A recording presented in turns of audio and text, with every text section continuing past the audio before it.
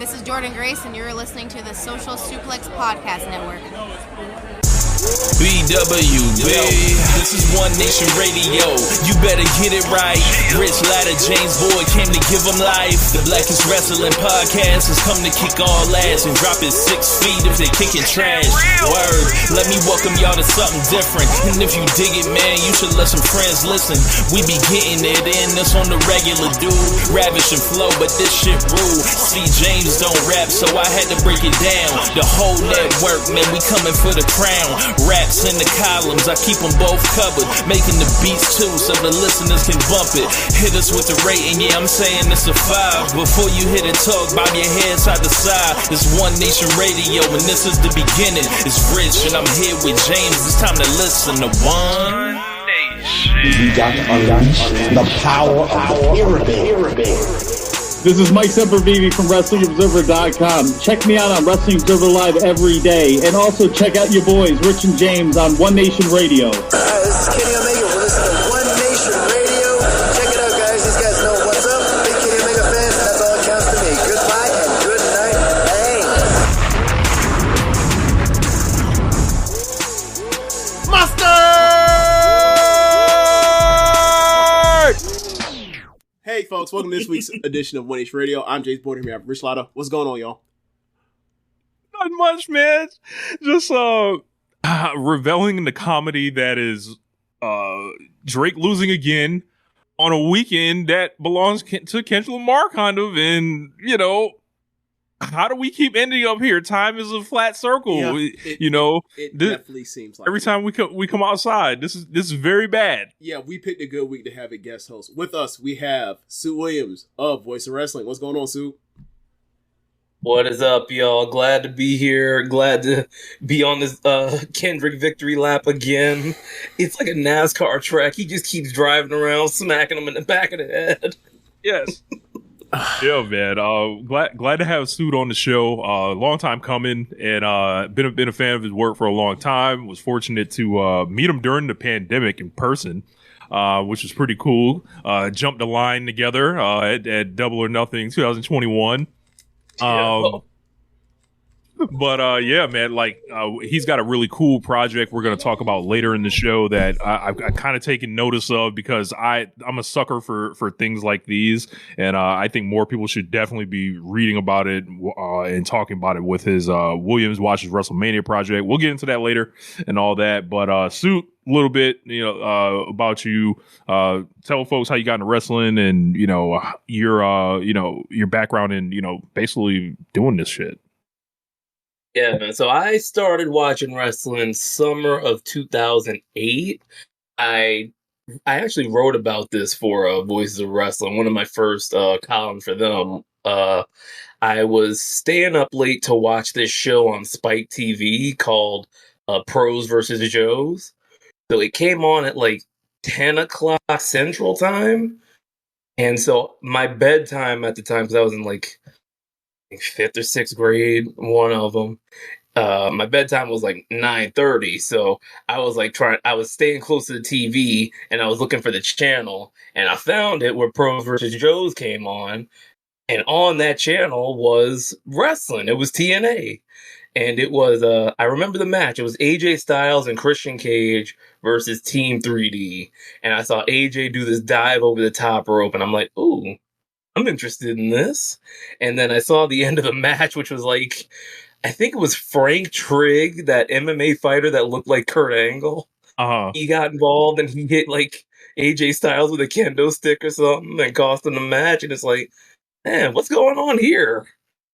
So I checked that out. I started watching Raw, and after that, I was pretty much in it, man. I was in it since then. I started writing about wrestling about a decade later. I remember the day exactly. It was my last day on campus at LSU because that didn't really work out. So I'm sitting in the student union, and I just dropped out. It's nothing bad. James had a look on his face like, "Oh, that's a story," but it's not. I'm sure that is just for another time, off camera. But yeah, I'm just sitting in the student union, and this is when Progress was hot, so around like 2015. And PW Ponderings, the website does a lot of independent wrestling, was looking for some writers. So I hit him up. I was like, "Hey, I'm interested." I was sitting in the student union and I watched. I think it was. I don't remember what chapter it was, but it was the one I think where Osprey won the. No, it was after that. It was one of the chapters where Osprey was champ.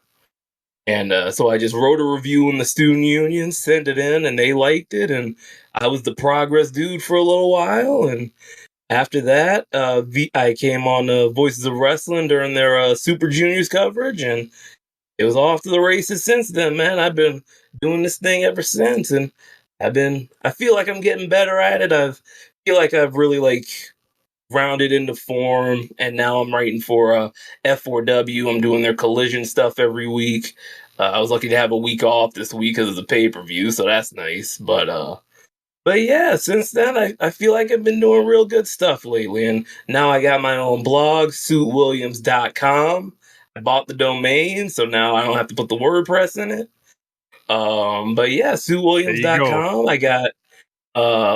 I got some extra projects going on. I got some stuff in the bank that I'm planning up. So yeah, I'm looking at growing it from here, man. It's really exciting for me. It's really exciting.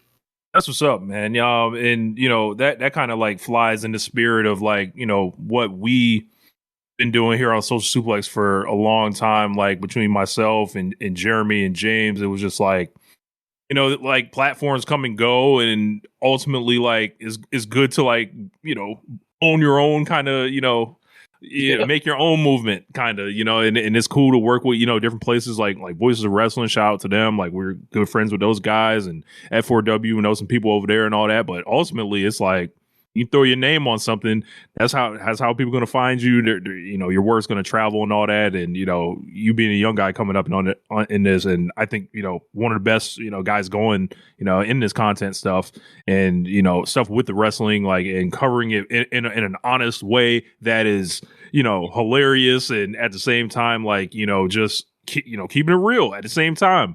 I definitely think people should be checking your work out. So definitely, wanted to show you some love before we get all started in here. Yeah, man. I do a lot of reviews for voicesofwrestling.com. I am the WWE guy over there because I'm the only one that's going to do it. I do their previews and their reviews.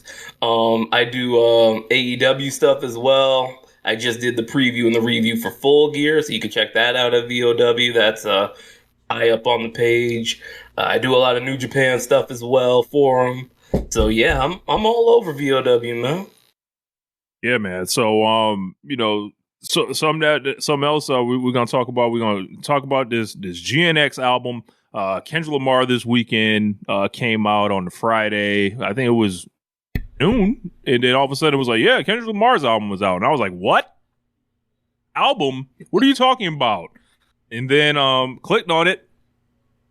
Strangely, I didn't like the intro, but yeah, I know it didn't hit me at first or whatever. There was something with the beat, it was just off. But then after that, I just loved everything else. So I've been starting it at number 2. Just I don't like the beat on the intro. Oh my god. Really? Yeah, I know. It's I played it in the car, and I was like, I feel like something's missing. It's incredible. I don't know what you're talking about. But first off, it is the 50th, it's the 50th sample of Houdini Friends. And and for me, what I enjoy about it is that this is only the second time I heard a spooky horror type of version of Friends. When the sample gets flipped, the other one I can think of is the Jordan Peele Us soundtrack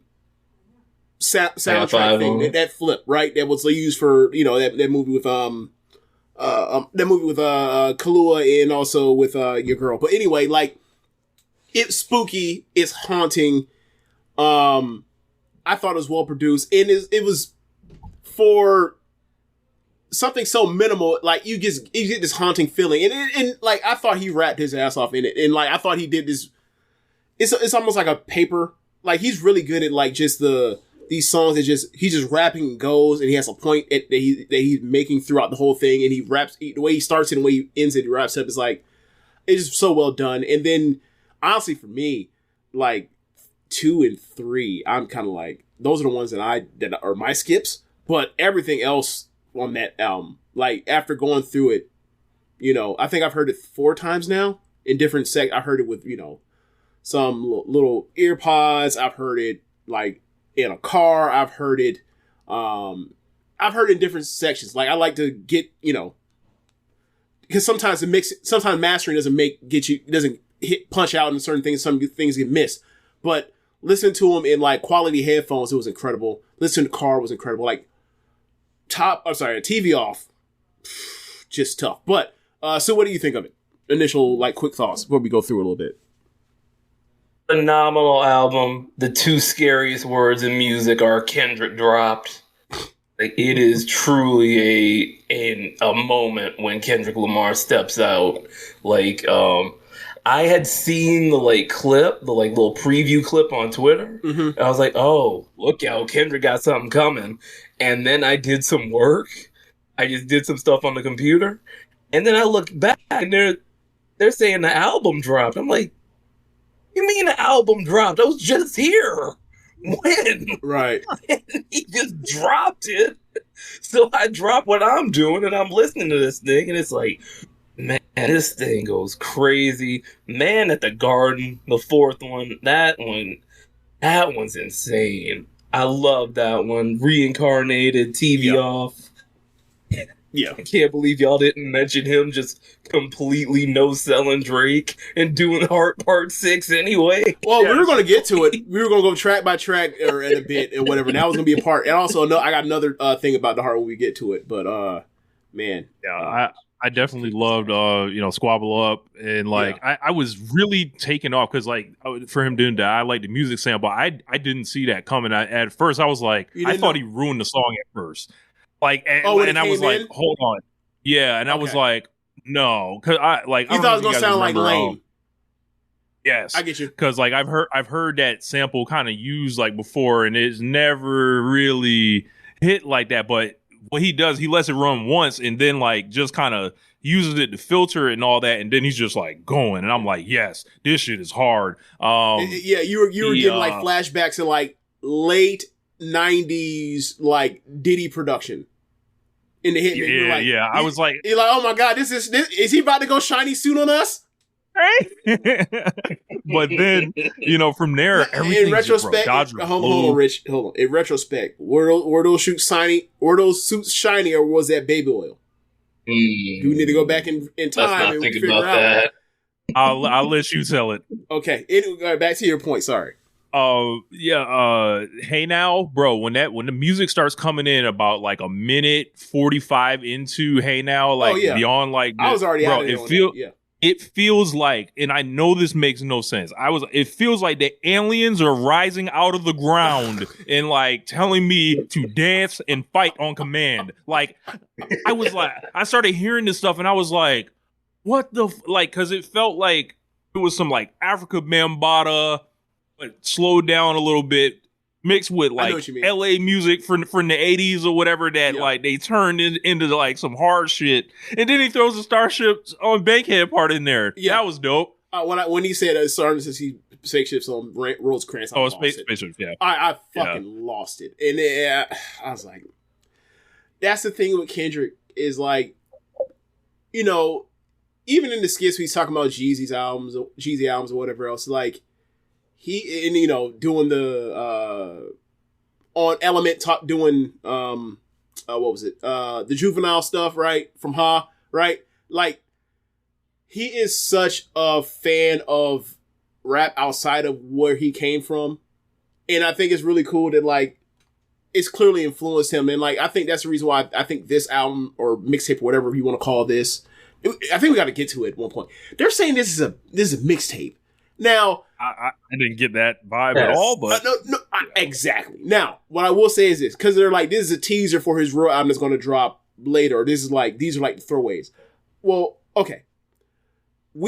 I've always had this ever since the streaming thing started happening, and it was specifically with coincidentally Drake. If You're Reading This Too Late, right? Where he claimed that to be a mixtape or a playlist or whatever the hell he called it. He called it something that wasn't an album, right? And I'm like, okay, are you selling it? Is it going up on streaming? It's an album. Yes. You can call it an album, an EP, a playlist, whatever the fuck you want to. But if you are sampling, if you're getting samples cleared and you are paying people royalties for this, it's an album. In my mind, like, you can call it whatever technically you want to, and it can be technically whatever it is. But what it actually is out music that you are selling. Sorry. So hey, I know who considers it an album. Big Lucian. Big Lucian saying bring that money back. Right. So, all right, that's fine. So when I hear this, I'm like, okay, Kendrick, whatever the hell you want to call it. Now, if he comes out with something else after this, two things. First of all, what the fuck is he going to follow this up with if it is something? And as far as like the anticipation and like the level of quality it has to be to top this. And two, if this is in fact gets classified as a mixtape, was this the greatest mixtape ever? Because like there are some of the best mixtapes I've ever heard are incredible. They do not have this level of depth and thought put into them. Just flat out no. Ironically, you bring up something like one of my favorite mixtapes ever is Move Music 3, but it was mixed terribly. There's a song on this that reminds me of something that would have been on Move Music 3, which is Reincarnated, when, he does the whole thing where he's rapping for 3 different perspectives of like a jazz singer, a guitarist, and then also himself, and then himself, and then the devil.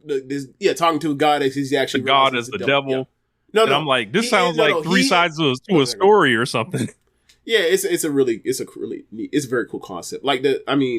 Glory is a great concept record too. It's so many places to go. All right, so when I said that I skipped that, for me, my 2 skips are 2 and 3. I'm sorry, I meant 3 and 4. Like, it's one mic. I've heard one mic before. I started hearing that, and I was like, the one mic beat is way better. There's that. There's also the part where it's like, look, man, One Mic is an incredible concept record. I think it's a great record. It is not a record that I want from Kendrick Lamar as another version of it. It's fine. It's fine on its own. But like, if I go back and I'm playing this in the car, I'm not playing that. And when I go play Nas in the car, the few times I do, I'm not playing One Mic either. I'm playing Hate Me Now. You know what I'm saying? Like, I'm playing Hero. Shout out to the Miz. Yeah, I'm playing, New York State of Mind. I'm playing the World Is Yours. You know what I'm saying? I'm playing that kind of stuff. Hell, I'm playing Nigga. Like, you know what I'm saying? Like, I'm playing all sorts of stuff. I'm not necessarily playing One Mic because like the part that has the energy is like 2 minutes. How far before he raises his voice in One Mic? It comes down like the verses are dim and then the hook is loud. Yeah. So it's fine, but for me, it's like that's not what I really want. Like, I'm looking for Swabble Up. I'm looking for whacked out murals. I'm looking for TV Off. I'm looking for Hey Now Say Now. I'm looking for Peekaboo. Right. I'm looking for Dodger Blue. Right. I'm looking for fuck around, sliding, like effortlessly charismatic Kendrick that like, and I feel like this album gave us a thing that a lot of people that nitpick Kendrick say that he doesn't have or he never had, which is ridiculous. Is like, he's not that charismatic. He can't play something for the cars and the clubs. It's like, all right, well, he just gave you a 12 track and like 8 of them shows kind of do that. So I guess you got to shut the fuck up. So yeah, man, I thought this answered, for all the doubters, naysayers, whatever else, like, you say what you want to, but Top Off is I'm sorry, I keep saying Top Off. TV Off is incredible.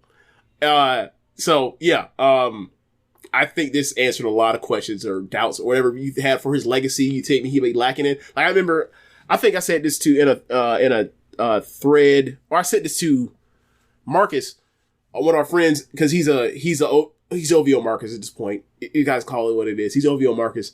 He's compromised. It's bad. And he was just like, he's like, there's like two and a half bangers on here. I was like, what? 2.5? was like, okay, I see you are still stinging. I see you are still suffering. I see you are still coping. Man, I was like, but at the end of the conversation, because I'm going over to a spot for Thanksgiving. He asked me this joke about he asked me something about like what up, like he's cooking bratwurst along with everything else for Thanksgiving, right? So I'm like, bratwurst, what the fuck? Where is he going? He's about to make some homophobic joke. Where is he going with this? And all of a sudden at the end, he's like, you want mushrooms, peppers, onions, all right? You want ketchup? Or do you also want mustard? And I was like, oh, okay, I see. And he was like, look, man, that one's undeniable. I was like, yeah, I know. I know it hurts for you to say this. But that one's undeniable. So, like, I think with this one, in Kendrick Lamar's a modern rapper, and in modern times, it's very tough for people to accept that, hey, maybe we're seeing somebody that can actually challenge for the crown. I think this is like we're not talking about like he's the best rapper out or anything like that, or the best rapper his generation. Like, I mean, he proved that. Why are we not talking about the greatest rapper ever at this point? I've said before this year even happened with Like That or the whole thing with Drake. I've always put him in that box of like most talented guy, most gifted people I've ever heard be a rapper, right? And this, what he does with this, when I was like, I heard Not Like Us, I was like, look, he's rapping this off and he's ignorant. He's ignorant, just flat out, just killing it. And I'm like, I want an album of this. And he literally it's almost like he heard me. It was like, all right, I got something for you, James. You can love James. Look, he doing what I want right now. He is doing exactly what I wanted. And I heard people like wish it was all, 12 Not Like Us. And I was like, nah, that's too much. You need like 3, 4, and then you sprinkle some stuff around it, because to show what his gifts are. And look, after this, I'm just like, you add these songs onto this. I think he might be the most complete rapper I've ever seen or heard. I think at this point, if he's not, he's definitely in discussion. Like he is one of the few perfect rappers there's ever been. I think that's without question after this. I think I could sum my thoughts on the whole thing like this. What big three you smoking on, Drake? What are you like? How badly has first person shooter aged? Like, honestly. Like it's almost like the Nostradamus of this era, but like it actually ended up like not working out for the winner. So like, you want a ball till you fall? I can help you with that. Like where it starts out this whole war essentially, except Nas wins. I think time pass. He wins the rap battle portion of it. He kind of loses the career thing, right? But absolutely. He wins the rap battle thing, right? But Drake in this time he loses unquestionably. Yeah, yeah. Low key loser in this, by the way. Tyler the Creator. Chromacopia was 2 weeks ago, man. Swerve wore the gear at the pay-per-view, and it's like, well, that's gone. We out of here. Yeah. I mean, look, he gets out the city after Kenny. That's a fact now. And Kenny was like, "Yeah, you are after me." Yeah. Look. The Tyler thing, I'm still trying to wrap my head around how. I think he's a better artist than a rapper. Personal it was. No. I just think he's a better artist than he is a rapper. I think he's better at making music than he is at making rap music. And so I'm still trying to wrap my head around, like, where he's in a unique space in rap. So I don't know how to where he fits in. I don't know where he fits in. The more time that works, and that he's actually like a hip hop heavyweight, and he's been that for longer than this conversation has been, years longer than that. Like when he got number one over Khaled and he rubbed it in Khaled's face, like that's been a thing for a while now, for years now at this point. But I still don't know what to do with that because, I still remember that shock jock shit he was doing. Like, I still remember that, and that shit was lame. I get stuck on that too. And that shit was lame back then. It still like hangs there, and he knows. He's like, yeah, it is what it is. But he switched it around, and he's talked about like how like he doesn't know where he really fits in rap, but he's trying to make his way. I really liked Chromacopia. What? But I mean, I was just bringing that up because it's just like one of the things is that's gone. Yeah, one of the things that like those two collectives, those two music collectives, like of the offbeat, if you call them the alt rap, like the alt black LA collectives, like I mean, they're super fucking talented. So like he has that in his favor forever. Because like you got Sid, you got Steve. You got Steve Lacy. You got a few other people involved in all that. Like they one are of them seen to themselves. Won an Emmy. Yeah, like one of them's in the Bear. Right. Yeah. That's what I mean. Like they have a sway, like in a way that like that Dungeon Family did back in the day. Right. Just that Yeah, like what are these weird? What do you think they're? What are these weird niggas doing? Like dressing up like Earth, Wind, and Fire? Like they think they're Afrofuturistic. What are they doing? It's like, all right, well, who won 30 years later? Who won? So that's how it is. And whatever. Like they're all super talented. It's just with Tyler is always just like, Earthquake's incredible, right? What's Your Name's incredible. His feature stuff that he does, like the stuff he did with Weeknd a couple years ago on that album, I think it was the Don FM. Like, great. It's just I don't know where to place it because I know he's obviously talented, but it's also like I remember some of that stuff he was doing at the beginning. That first impression still hanging on there. Yeah. I'm never going to begrudge his talent. Get over. That would be ridiculous. But it's just like I am trying to figure out his fandom and how I fit that into. Like, where will we talk? Like, if this actually is a thing that is going to be long lasting, how are well, I already know what his crowds look like, right? I'm not getting into that part, but it's just like it's gonna be weird. It's gonna be weird. It's gonna be weird to try to discuss him and contextualize him in this era because he's actually now one of the guys, one of the real guys. Speaking of somebody that's not one of the real guys, seemingly anymore.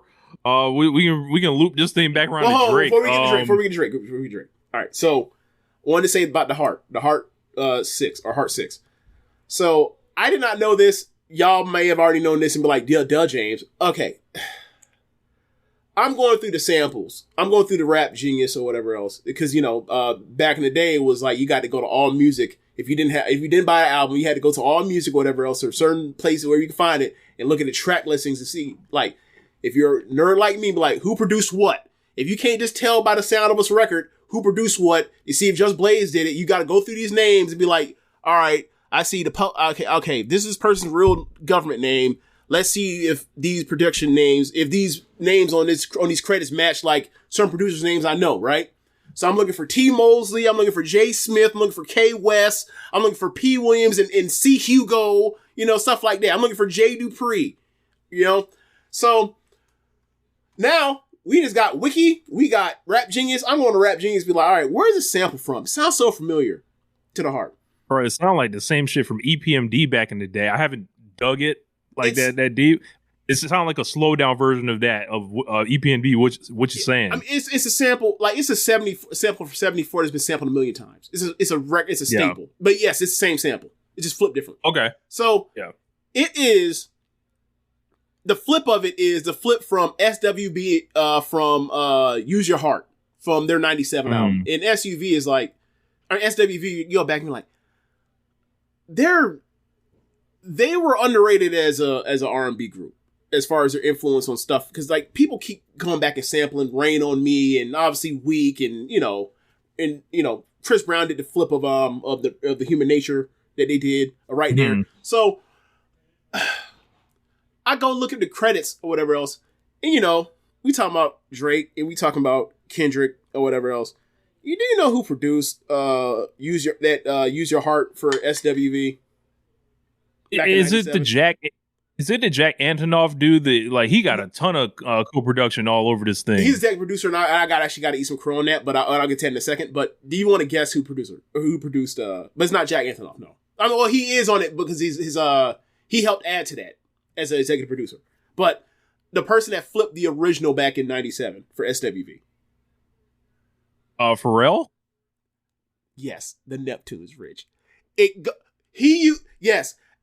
I will inherit the beef. I will inherit the beef. Let's see you push a T, right? The heart comes out, or Drake does the heart part 6, which is basically him throwing the white flag to get out of this. Kendrick erases the heart with his actual version of the heart and uses a flip from Pharrell. Now, I don't know if that's intentional, but what I do know is Kendrick Lamar is a sicko. I wouldn't put him past him. I wouldn't put it past him that he did this intentionally. Like, we're at the point with his level of genius that we're like, we might be ascribing genius to him that he doesn't deserve, because we're like, of course he goes to these levels. Like, he's almost like the Kobe system of rap now at this point. There are so many like little things about like during the beef, like in the heart of the beef, where people were like picking out all these little things, and I'm like, and it got to a point where even I was like, all right, that's a little much. Like, you can't give. I don't know if you get that credit for Kendrick. Him using a Pharrell beat on the heart part 6, that he knew what he was doing. That's far more believable than some of the stuff you saw on what Twitter. He was doing. Yeah, far easier to believe. Yeah. Now I got to crow on this. Rich, whenever you have heard me ever mention Jack Antonoff, has it ever been positive? No. All right, so I can tell you, let's go back in time. All right, Jack Antonoff came into my life by being one of the people in that group called Fun. They had, like, you know, We Are Young with Janelle Monáe and Carry On, and there's a second song that was incredible. But that was like my introduction to Jack Antonoff. He was an indie pop band or whatever else in the early, 2010s. Then, they split up, and he basically became a producer. And he basically got on producing a couple tracks on that Taylor Swift 1989 album. And like, for me, he is like pop music's 40, whereas like he makes stuff that is never anybody's best stuff. And I'm like, why is this person still getting work with these people? Like flat out, like he does like 2 or 3 tracks on 1989, and I feel like Max Martin for the rest of the album kicks his ass up and down the track list, right? Flash forward, she no longer works with Max Martin, she works with Jack Antonoff almost exclusively, and I haven't liked her music since then, right? So, flash forward to 616 to LA, he's on the production credits for Antonoff's on the production credits for that, and I'm like, oh, he's working Antonoff. I don't know about this shit here. So he's on this one, is like basically like executive producers. Is basically Antonoff in Soundwave for this whole album. Basically, they're on basically every single track listing. Like 3 people that are most responsible for this album being produced is Soundwave, Antonoff, and Mustard, right? And like I'm looking, at the credits, and I see like who did the violin, the heart. We just talked about the heart. It's Bobby Hawk. Bobby Hawk is a guy that's got a lot of work with Antonoff on Taylor Swift records. So it's like he brought it. So like now I'm like, all right, man, this is incredibly well mixed in a way that like I don't remember Kendrick Lamar albums necessarily being, as far as in all these different mediums of audio systems. They sound great. This is I think it's the best, completely like best mixed album or collection of music Kendrick's ever put out, where you play it in the car, you can play it on a loud system, you can play it in cheap earphones, you play it in expensive earphones. It all sounds great. Right? I don't think you can necessarily say about the previous stuff. He's on a lot of stuff I like as far as production of these credits. And I gotta have to crow on this, because like maybe it's the thing where like he's really good, but him and Taylor ain't good for each other. Even though Taylor has made a shit ton of money working with him over the last Dr. Dre was not good. Dr. Dre wasn't good with Jay-Z, so that's true. T.I. was not good with Pharrell. Except for the first song. What's your name? What's your name? In the Beanie Man shit. Everything else. Look, what about No Mercy? No Mercy, T.I. and Pharrell was not it at all. So yeah, I think it's a bad match. James, you sound like me putting over Sean Spears in that one feud he had with Wardlow, where I'm doing it through gritted teeth. Like, look, man, I don't normally like this dude, but he came through. I think that he is musically. I I think that musically he is good in spots, but I don't think necessarily he should be the producer to produce one of the 5 biggest acts in music exclusively. I don't think he's that level of good, or maybe he's not the fit for what she wants to do. I just don't think it fits. Like, you go, look, I don't know if you ever listen to Taylor Swift, whatever else, I can tell. But like, if you listen to that 1989 record or whatever else, and I don't tell you who's on the track listing, and I tell you to rank these records or whatever else, you're gonna be like, oh, this record is like at the very bottom of the list of stuff the average person will go through. You'd be like, oh, that's him. How did he be the person to become the producer for her going through, as opposed to Max Martin, who basically is maybe the most successful producer of the last 30 years of pop music? Did most of the Britney Spears NSYNC shit, did a bunch of, like, you know, him and his collaborative group or whatever else with Shellback and Benny Blanco or whatever else before Benny Blanco became a thing, like, made a lot of the shit that, like, Dr. Luke didn't make in the 2010s. And also so it's weird. It's just weird how she chose that, and then, like, people don't like her music as much anymore, yet she still sell out stadiums because she still plays her old music. It's interesting that way. It's just interesting that way. Whatever. But yeah, like, I'll be honest. It sounded great. It sounded great throughout the whole thing. I'll be honest. I don't think I could name a Taylor Swift album since 1989. Like, I know songs. I don't know if I could name, like, the album that the song came off of. There you go. Like, you know. And I work at Target. I used to work at Target, so I sell a bunch of those albums. Right. So, like, in fact, I think she got a commercial out right now where she's selling, like, some exclusive, like, book of photos from the Eras magazine, tour. Yeah. Like it just hit. It just hit like that. Look, that Kelsey relationship is nasty because, like, they be playing NFL games now, and she has Target commercials selling books during the games. Like, oh, so was this all, like, you know? Oh, you know, you helped us out, so now we'll give you a, you know, quid pro quo type of thing. Yeah. It's just interesting. Like, you know, he's clearly talented because he keeps getting hired in these different places by people I respect. But I just don't feel it. Like with 40, same thing is like, I don't think he makes I don't think he makes, like, compelling music. I think he makes good sounding music, but I find it to be dull still. Like, I don't know if y'all have ever thought about, like, this person makes well done music that I also don't think is actually, like, interesting or, like, that energetic. Like, just sleepy music. And that's fine if that's what your mood is for, but, like, that ain't my mood for, you know, the Drake, who at that point was the biggest selling, or is the biggest selling rapper of all time, kind of, technically. So it's like, it's weird. Like, I don't... Yeah, man. I was going to say, you ready for this transition? Yeah, since we just brought up Drake, time to get to it. You brought up T.I. and Pharrell. They once had a disappointing song called Paperwork. And speaking of more disappointing paperwork, Drake has decided to sue Universal Music Group and Spotify. Spotify and Apple Music, I believe. And Apple Music for artificial inflation of Not Like Us in one of the sorriest, suckerific, hoishness moves in the history of hip-hop. Perhaps the most. I read this and I thought this was The Onion. Like, I thought it was fake. I saw this and I was like, wow. Not Like Us hits again in another way.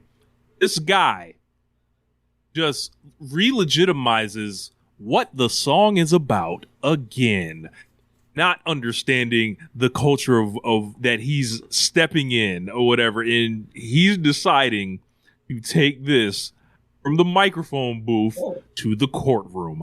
I can't think of a clearer demonstration of a loss than this. Ja Rule took the loss in better stride than this. Yep. This is shameful. And he should, quite frankly, be done in this town, Jack. Like, he's suing his own distributor. Like, he might be done. Like, how is this your path of action? Like, how is Kendrick dropped an album and Drake gave himself another L? Because that album wasn't about Drake. He wasn't talking nothing about Drake. The only diss was that he did a Heart Part 6. Like, he didn't do nothing to Drake. And Drake just came out and went like, how about I just lose again? How about I just prove myself to be just the biggest, like, fraud sucker on the planet? Like, how does this man... He waits till the album drops to do it. He's like, I'm going to do Monday after. You know, we can... Just keeps taking the bar... There's this line I like to use on my reviews where I have low expectations for a match and they don't even meet that. I say I sat my bar on the ground and these two people dug a hole. And Drake is digging a hole. Dig a hole. Drake pulled that shovel out and just keeps digging himself a grave, man. This dude sucks. This dude sucks. This is who people allowed to run the rap game for 15 years. Like, in cracking this open in the way, let's say it goes the way he wants, right? But, so it's a rigged system? You participated in this rigged system for all these years. That would have normally stopped your reign, like around 2016, 2017. People would have stopped listening to you or whatever, but instead these numbers have kept, like, adding these essentially these years on the back end where you have struggled to connect. You're a fraud. Okay, so I think okay. Let's say I think the only explanation for why this makes any sense is he is trying to win the court of public opinion by saying "Not Like Us" was inflated. Therefore, these people have conspired against him, adding to the 20v1 shit or whatever else. It's like, bro, we already know the conspiracy against you. The problem is we don't care because Kendrick Lamar kicked your ass by himself. Now, what he gonna do? Is he gonna sue for the other songs, James? Well, I'm gonna get to that. Now, if he sues, what he gonna do about those ones? Right. Now, if he sues, right, because this isn't actually suing Kendrick Lamar or PG Lane. This is or Top Dog Entertainment. This is suing UMG. Obviously, they're distributors, but he is the person who won a $400 million contract, the highest paid artist signed to Universal, to my knowledge, right? And he is suing them for what?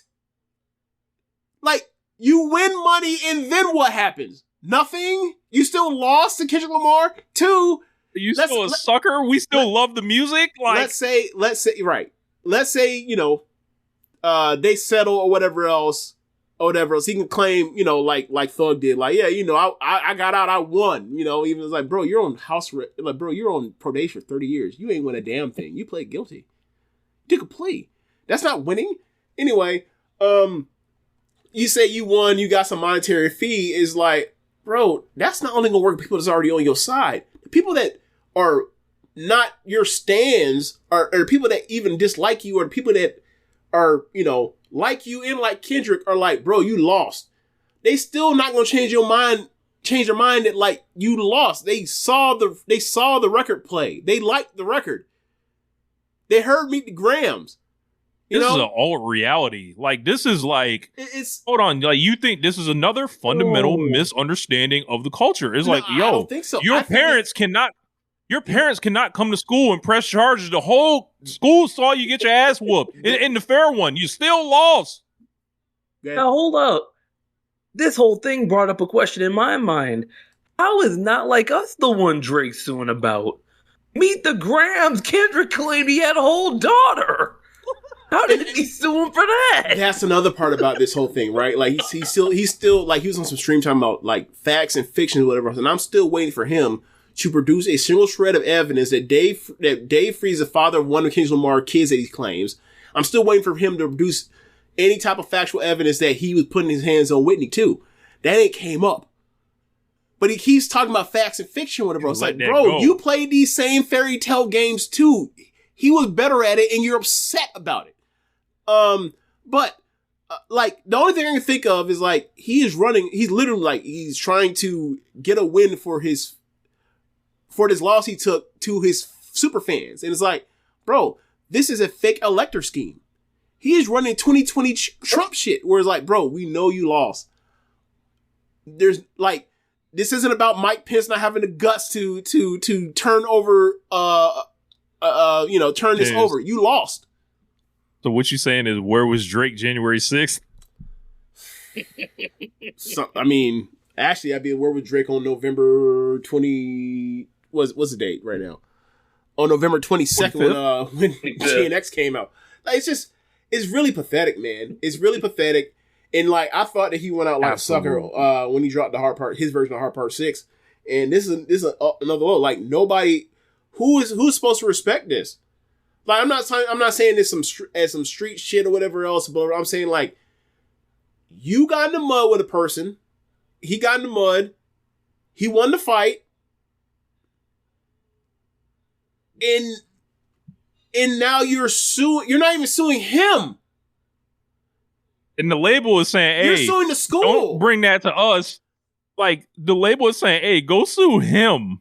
But he knows he can't do that. And also it's like, all right, y'all fought in the school. One of y'all lost in school, and now the person who lost the fight, the school is suing the school, and not the kid, not the parents or like the kid. It's weird. It's like, okay, so you mean to tell me?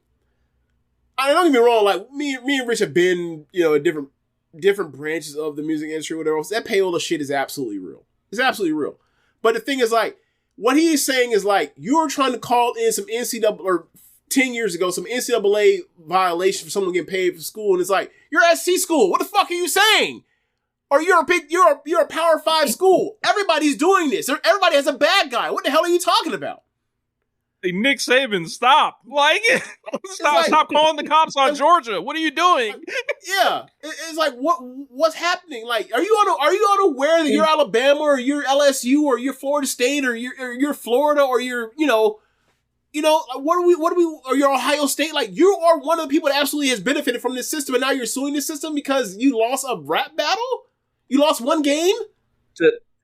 To continue that analogy, Drake is Texas A&M because he's doing all this paying and now he's losing now. Damn. Yeah, it's just so weird. Oh, you're LSU fans. Y'all played them this weekend, don't y'all? Do we? I'm quit paying attention until Brian Kelly's out. I forgot because now the Texas and SEC they play Texas A&M and Texas again at the end of the year again. Yeah. When it got to the SEC and it was no Texas, then it was y'all playing each other at the end of the year every year. Yeah. So I don't know who do we play this week? Oh damn, we got Oklahoma. Okay. This is like, well, that's not a damn. They did beat Alabama this week, so maybe I remember the worst thing I thought I saw from a rapper that getting involved in a rap beef of selling too much is like when Cameron was talking about, I saw them diamonds, thrown up before them shots was fired. I used to think that was the most shameful thing, right? This is a whole different level. Like, this is like, you imagine, like, you can't respect on no level. Like how do you go behind this guy and be like, this is my leader, essentially. Like, this is how, like, the people, the niggas that got OVO in front of their Twitter name and stuff like this. This is like, how is this honorable at all? What type of code of being a person do you adhere to? Like, no gangster, street stuff needed here. This is how do you operate as a human being? Like, thinking this is how you get down. But like, what happened is Kendrick Lamar is a representation of the old way. The old school rules that like a lot of us that have seen this thing with Drake and every rule not matter and everything, like all this stuff not matter for years and years and years. And like the thing about Drake with me is like, I've always respected his talent or whatever and knew he had the ability, right? But there were things about him that I fundamentally rejected and didn't like. And every time one of his albums would come out, I would break it down and say, he doesn't fucking get it. Like, and then like Kendrick Lamar just rise up in the old way, James. What's his ass? And it's like, that old way, like, basically shows that it's like, oh, the fact that there are no rules anymore, that's what he had to dismantle the system to become who he was. Yeah. Like it was. I mean, it's very similar, or not similar, but like there are some parallels to like the Tekashi 6ix9ine shit, right? Where it's like, all right, he's doing the bot shit, he's having these fake stream numbers, whatever else. Like he gets caught on it. He disappears from everything. He runs and says, you know, this. It's not me, it's everybody. It's like, well, you got caught doing it, bro. That's the game. Like, you got caught selling dope, you go to jail. Like, what are you doing snitching on other people? You know, it kind of is what it is, right? Like, everyone speeds. Like, you gonna bitch that everyone else got, you gonna point to the officer, well, he was speeding too? Like, no, bro, take your ticket and move the fuck on. Charge to the game. And like, when 6ix9ine, you know, starts snitching on people to get out, it was like, bro, like, look, that's just weird. Like, you a gangster rap and this what you doing? All right, man. And like, what was you gonna be boof doing all that shit for? Right? These are new gangsters. Song, yeah. There was a song 6ix9ine had where there was a line where it was like, oh, I wish I remembered it. I don't remember the line, but it was something like, cops pull up on you, you get the yapping, cops pull up on me, I don't know what happened. And it's like, yep. You knew who you were then. You knew who you were. And the thing for me, when it comes to this Drake thing, it just, as Rich mentioned, like, he is not cut from the cloth that grew up around people that stood for like this in that kind of way. And like, you know, for somebody to be back financially at the beginning by Jay Prince, you know, do the Houston, Atlanta, Vegas thing and everything. And it's like, bro, like, Big Boy would call you a bitch. Like, Pimp C would have slapped you in the face. You know what I'm saying? Like, this is somebody not already in any way, shape, or form. The OGs, like, and I ain't trying to go into all that kind of stuff, but I'm just like, hey man, like, there was something to this rap game as far as like, you want to prove you're the best, you want to prove that you are making a shit ton of money, you get to talk shit about it, whatever else. You lost this one rap beef while putting out maybe the best diss record I've ever heard from anyone ever lost a rap beef. And your reactions post since then has come off as like, this has been the thing that I've always thought about him. He's a sucker.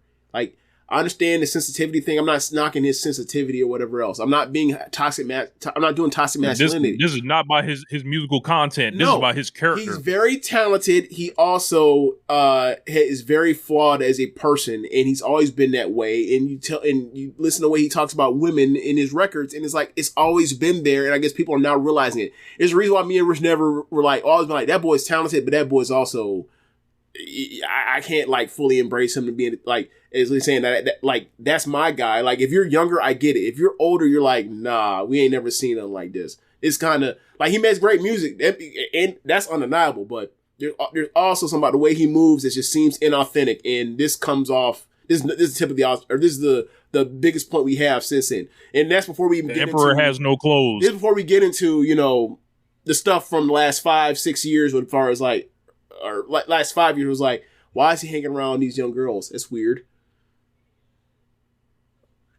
That's another part where I was like, he is suing about bots. He's not suing Kendrick Lamar for like defamation, libel, or slander. Yes. Exactly. Isn't that interesting? He had a whole daughter, and he was like, no, the other stuff. He's not suing Kendrick Lamar for a fake, for you know, accusing him of having a fake daughter. That's not coming up. But he's certified lover boy, certified pedophile is not like us, yeah. Right. And that's not what he's suing for. He's suing for that's my screams. Point. That also is telling. And for me, it's like, okay, man. Like, let's say how this might not go the way you think it's gonna go, because like, let's say you get they get a quick settlement or whatever else. You get to do that, or they'd be like, all right, we'll hand over all our communication, you know, texts, emails, all that kind of stuff. Let's also, for depositions and do the interviews and all that kind of stuff, let's see you sit at the table and pass over your devices. And see your conversation with some of the heavyweights in the industry. Yeah. Seeing that you make $400 million for fucking making music. You don't think he's in, like, come on now, he's definitely involved in this. Lucian not having this. Like, Like if anything, he's one of the biggest beneficiaries of the whole streaming scam and payola thing's been going on for since streaming kicked in, and he's suing. This isn't going to end well for him. This is not. He wanted to react like Jerry Heller in the NWA movie to this. Like that's ultimately that's the first thing I thought of, and then like people stole like what I was saying and made a viral tweet out of that or whatever. Like, I already saw it. Yes, I saw it. Wow. I was pissed, but literally Drake is out here like we're gonna sue. Like no, man, you don't understand. We don't handle these things that way. And if you were actually from this culture, you would know that. And that is why Not Like Us hurts him so much. And it's gonna hurt him even more when you hear wop wop wop wop wop in the Superdome. It's another loss coming. Yeah, that grown man went to the principal's office. That grown man said the game cheating. Like he is just. It's so truly pathetic. Like. It's like that's the only word that just keeps coming to mind. It's pathetic. Like and now he's out here biting the hand that feeds him. Now he's out here just turning on everybody. So let's see how that works out for you, Aubrey. Let's see how well that goes. Right. Like, and it was funny because I actually, talking to OVO Marcus while GNX, over the weekend as GNX came out, I was like, hey man. Like, Drake just needs to do what wrestlers do. Take a high-profile loss, and you go away until they miss you. And then you come back and pretend like it never happened. We've seen it all throughout our lives in pro wrestling. It works like a charm. That's what Roman just did. Roman, Hogan, he saw that loss for a second. There's too many guys to name that take a high-profile loss, and they go away for whatever reason, and then they come back and pretend like it never happened. Hell, half the time they be bad guys come back as babyfaces, like Roman. Point is the same. It works like a charm. You are a rapper. Just go. You have been in the forefront for 15 years. People have clearly weighed in and said they're tired of you. Go away for 6 months. Go away for a year. Go away for 18 months. Like whatever penalty you have or whatever else you have to pay for or whatever money you owe, charge to the game, pay it back, go away, make people miss you, come back, do a whole rollout. You'll be the biggest selling rapper in the game again. He just can't stay out the news. He can't stay out the news. He's doing streams with people I've never heard of before.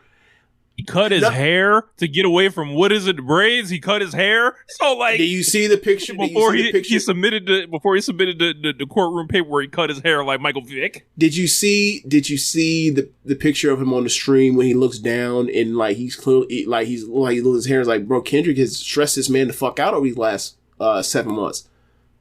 It's that's the joke people are making. I'm not saying whether not genetics, whatever else, but I'm just saying like that's the joke people are making right now. Like it's been a crazy downfall. One of the most unpredictable, on the most pressing. I've never thought of this would happen in this way. I never thought like, oh, he challenged Kendrick Lamar, get his ass kicked, and then he would lame out for like half a year. I never thought it would have happened that way. I thought like, okay, they battled, Kendrick would beat him, and then we just move on. And then Kendrick and then Drake, but both have successful careers after this. Like, Drake's going to have a successful career after this. I don't think he survives and still is number one seller of rap music, I don't think that's a thing after this. It's like people got to move him. It's like you got to move him to another portion of his career at this point. It's like, like he could have took the loss in stride, kind of, and been like, he could have did an interview with Elliott Wilson, and be like, this is what happened. Right. He'd be like, this is what had to happen for my generation. I did my best or whatever, and then kept it moving. People would have respected him, but he does not understand the foundations of respect because all he's done is disrespect the game in various ways and people in it, all over, like with his, actions towards the women that are associated with these people, and then like the women themselves, and then like it's like Megan, he don't understand the concept of respect, so he can't get no respect. Yep. Do y'all remember that one song that I thought was AI? Wagwan Delilah.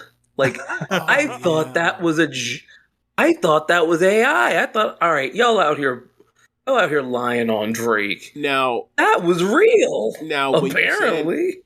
When you said that the AI thing, I was thinking about like, you're about to talk about Tailor Made. I remember when that came out, I was like, bro, this is lame. This is lame.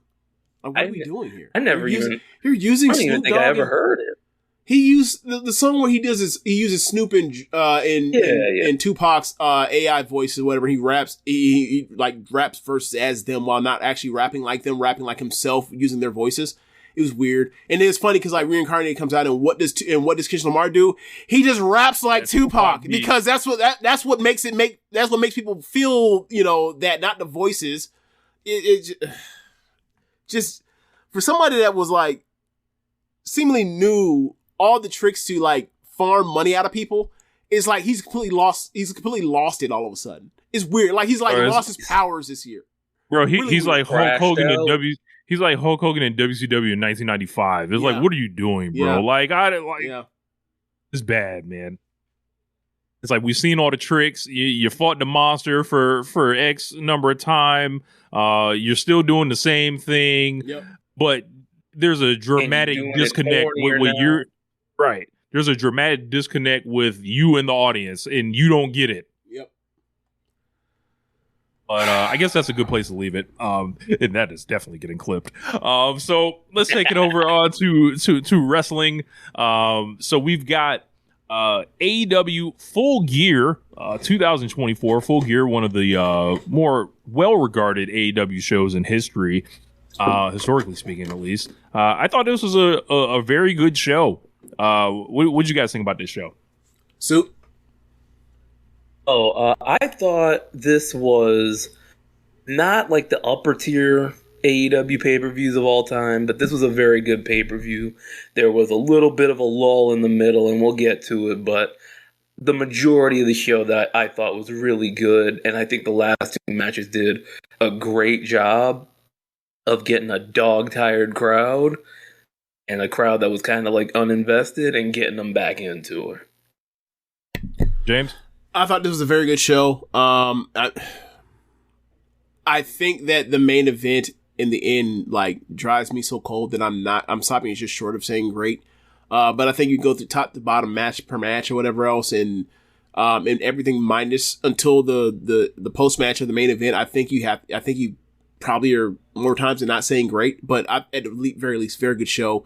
And I still have these weird. I still think that right now, creatively, the main event scene is just it's not. I think it's the least interesting it's ever been in AEW history. But I think that you have real landing spots for the C2, or you have real potential with the C2 to kind of rebirth this in the way it did last year. And I'm the Mina and Mariah stuff is going to work because, right? The crowd's already invested. And people, you got the happy moment with Garcia. So like, yeah, there are some things that we're going to talk about and criticize, but I think you think of just a night in general. It was a fun night of wrestling to watch in general for the 4 hours. Yeah. I think, with AEW pay-per-views, the bar is so high where it's like so many of these shows end up as like show of the year contenders. If you don't get one of those, I think people are prone to, overselling their disappointment, and they'll be like, yeah, this is like, a 3 out of 10 show, 4 out of 10. I'm like, no, let's. It's the end of the promotion again.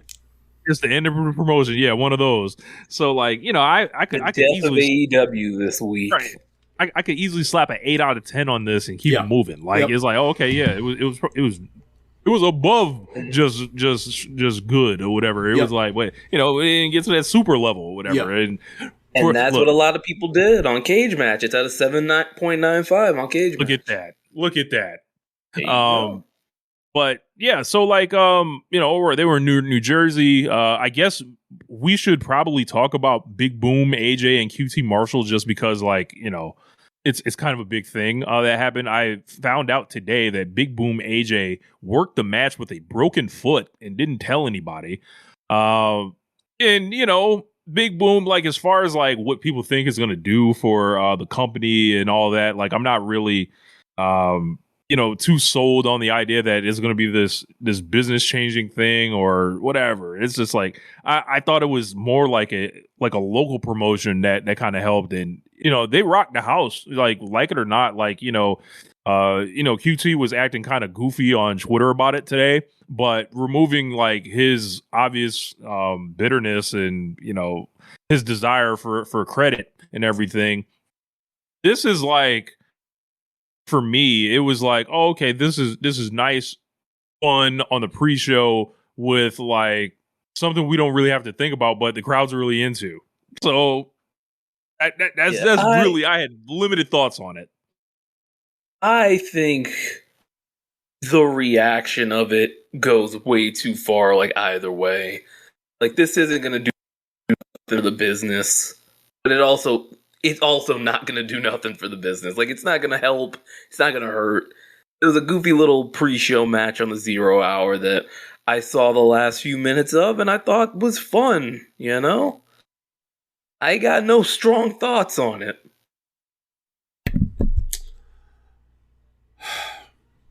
It's inoffensive to me. Muted. It's inoffensive to me. You're good. Okay. It's inoffensive to me. I did not watch it. I do not care. It was on the pre-show. Fine. Whatever. There we go. Like, look, and for those that are like, is James just like, trying to pass this? Like, look, the only thing that'd be offensive to me is like, I don't want QT Marshall on my TV screen ever again involving AEW. It ain't about AJ. It's about QT. Who wasn't even the Boom guy? Yeah, it's QT. The other QT just Big Boom did his job. QT has I'm here to tell you. QT historically has just been one of the worst acts in AEW history as far as quality television. Ironically, like, so that's my issue. I really think QT misses calling. Like, this is a guy he should have been a manager. Should have been. No, this guy should be off national television, right? Working a small territory for 20 years, doing the same exact match, pulling the same tricks on a family audience. He would, as the heel Shindy Ace, he would find his true calling if he did that. Because you can my see man needs to go work England. You saying my man needs to go work England? I'm thinking of like that thing that Bryan Danielson wrote about in his book. He would clean up. That he would be like God Almighty himself in that environment. Holiday camps, that's what it is. Holiday camps, yes. The carnivals, yes. Like that's his. Because he thinks he's a main event wrestler, but he's not. Like he thinks he should be pushed. He no other way to say it. Yeah. So like. Let's move it on. Yeah, let's move on. So we opened up with the World Tag Team Title 4-way match. This kind of screamed to me that they don't really have anything ready for Private Party yet. So why not make the whole thing about the breakup of the Acclaimed? They need a little more work on the tag division because this match wasn't like super over. I do think they're setting some stuff up with Agent Archer. Maybe that could be a defense for Private Party down the line. I think, there are some seeds that if they water them, they could be something. But this match was, it was an opener. It was fine. The Acclaimed story's going where it's going, and I'm glad because it splits the Acclaimed up. So, James, match is fine. I was expecting more out of with that level of talent in the ring, but they were telling the story of the Acclaim splitting up, and I guess that's I can't. As much merch as they have moved, then like sure you do that. Now, am I necessarily interested in either one of them as a singles act? No, but we'll see where it goes. By the way, I need to bury that spot where they tried to pin each other. Oh yeah, that was a whole New Age Outlaw spot. They've done it in WWE. They've done it in AEW. It makes no sense because if you are the winner and also the loser in your team, then what the fuck? And it's like the belts go vacant. Like what? Like Like, you know what should be the rule in pro wrestling? Trying to cover for it. You know what the rule should be in pro wrestling? If you try that shit, you do it, they count to 3, and then they just eliminate that team out. And they just restart the match. Or not restart the match, but it's like they just move you out. You're going to fuck around. You're disqualified. Goodbye. Or just disqualify one member. No, you disqualify both. The whole team's gone. Whole team's gone. Bye. You want to do that in a multi-person match or whatever else, where you're 2 legal men or whatever else? First off, this ain't possible. But you want to do that? Okay, you're gone. We are done with your shenanigans. Piss off. Hey man, what got into Malachi Black in this match? Like, this man was moving around the ring like he was motivated or whatever. What got into him? He's been doing this in all his tag matches. It is what it is. A man might be on that Andrade contract where it's like, look, you play nice for a little bit, we might give you a little Christmas present. Get a little taste, you know. I had an informal poll in one of my group chats before the C2 dropped. I was like, do you guys think Malachi Black will be in the C2? I voted no, as well as Jeremy Donovan voted no. Look, he did not end up in the C2. Look, he could. I get the joke, right? Because he doesn't want to do jobs. I was gonna say, I dare you to tell Malachi Black he's losing more than once. Look, man, I get it. Look, the thing with Malachi Black is, you watch the way he walks, and it's gotten worse year over year over year with that limp or whatever else. He shouldn't be. Even if he was someone who would play ball, I wouldn't want him in a round robin tournament where he has to wrestle once a week. There's no point. His limp is just demonstrably worse than it was even when he first showed up to AEW in 2000. Was it 21? Like, just no. Yeah. MJF and Roderick Strong. I found it hard to pay attention to this because I just assumed some like foolishness was en route or whatever. Yeah. I never have that thought when it comes to pay-per-view because they tend to keep the pay-per-views clean. You know, every now and again you'll have one where it's like a little messy, but this one was just like, you know, they had a good match. You know, if you put it in a vacuum and, you know, people cared a little more, then it would have been better. But I went 4 on it. Like, I thought they did good work, solid work. MJF with the shtick turned down he's still very good. You know, I wish I could care a bit more, but, you know, he got Adam Cole to deal with. Mm-hmm. So now you mentioned that like AEW pay-per-views like typically don't have bullshit on them, and fuck finishes or however you want to describe that as being, right? Do we need to go through like the finishes for MJF and on pay-per-views? Because like I'm not. We ain't go delve. Bar by bar through that, right? Let's just say like when he won the AEW World Championship, how did he win it? Oh yeah. Didn't Bill Regal hit Mox with some nuts or something? No,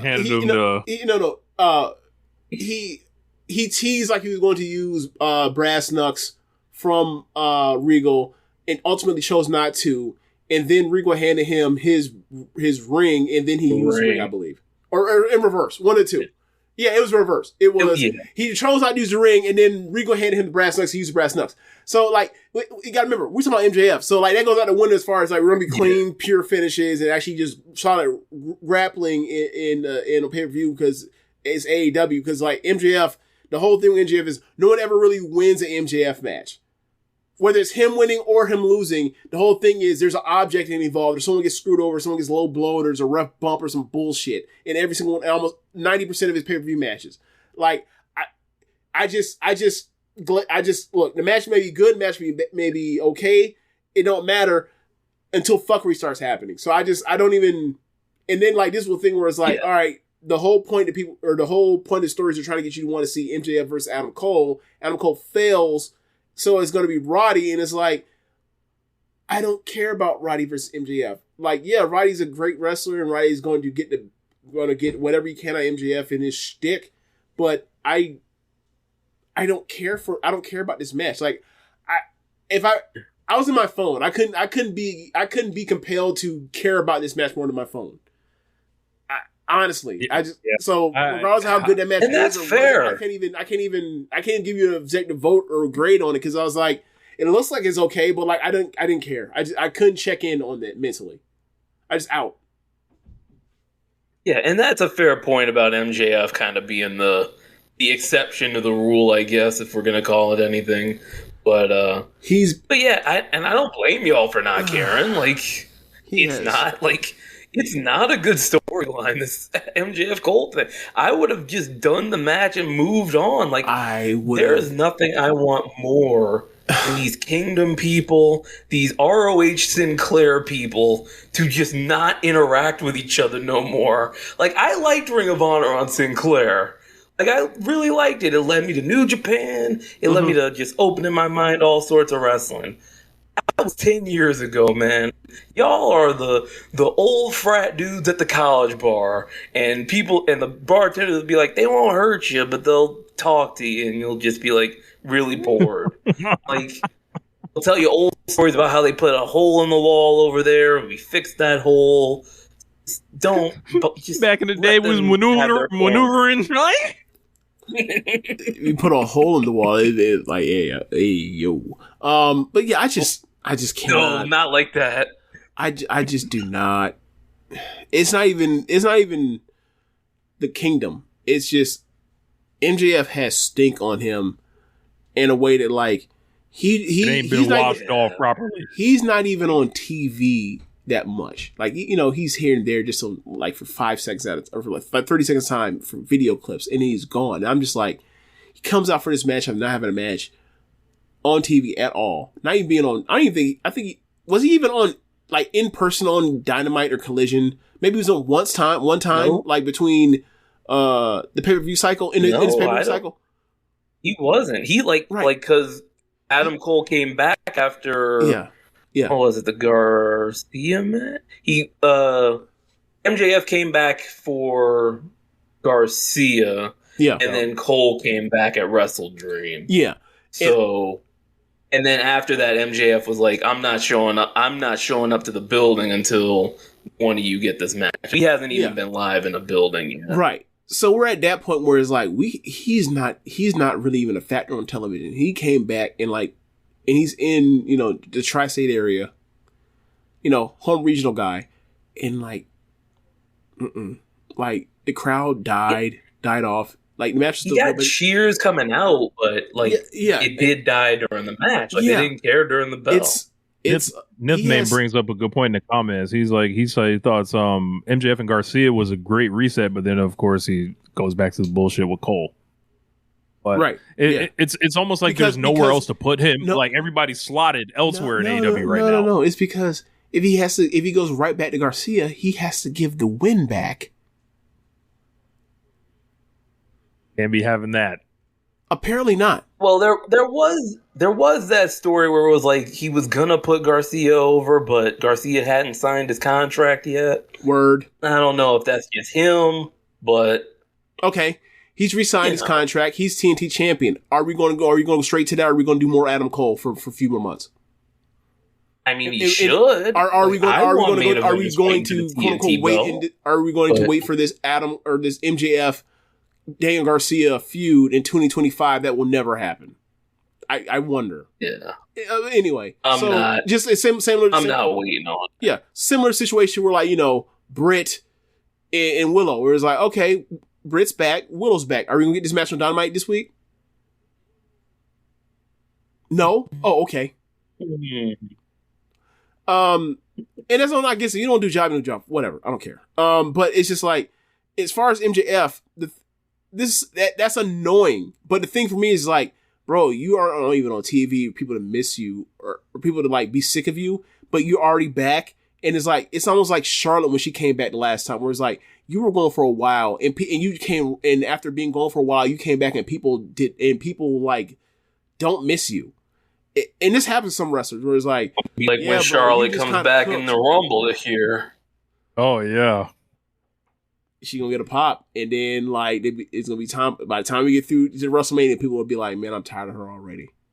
Watch, People are by the going to time be we get to the TV, by the time that next Friday comes, they gonna be sick of her. So yeah, man. MJF really he burned himself last year, man, because he had the big long heel title reign, and then instead of like ending that the right way and ending that with, you know, a moment where everybody's like, okay, that's over, he just started being a babyface, and it's like he really burned himself. Because now everybody's like, I'm sick of you as a heel, I'm sick of you as a babyface.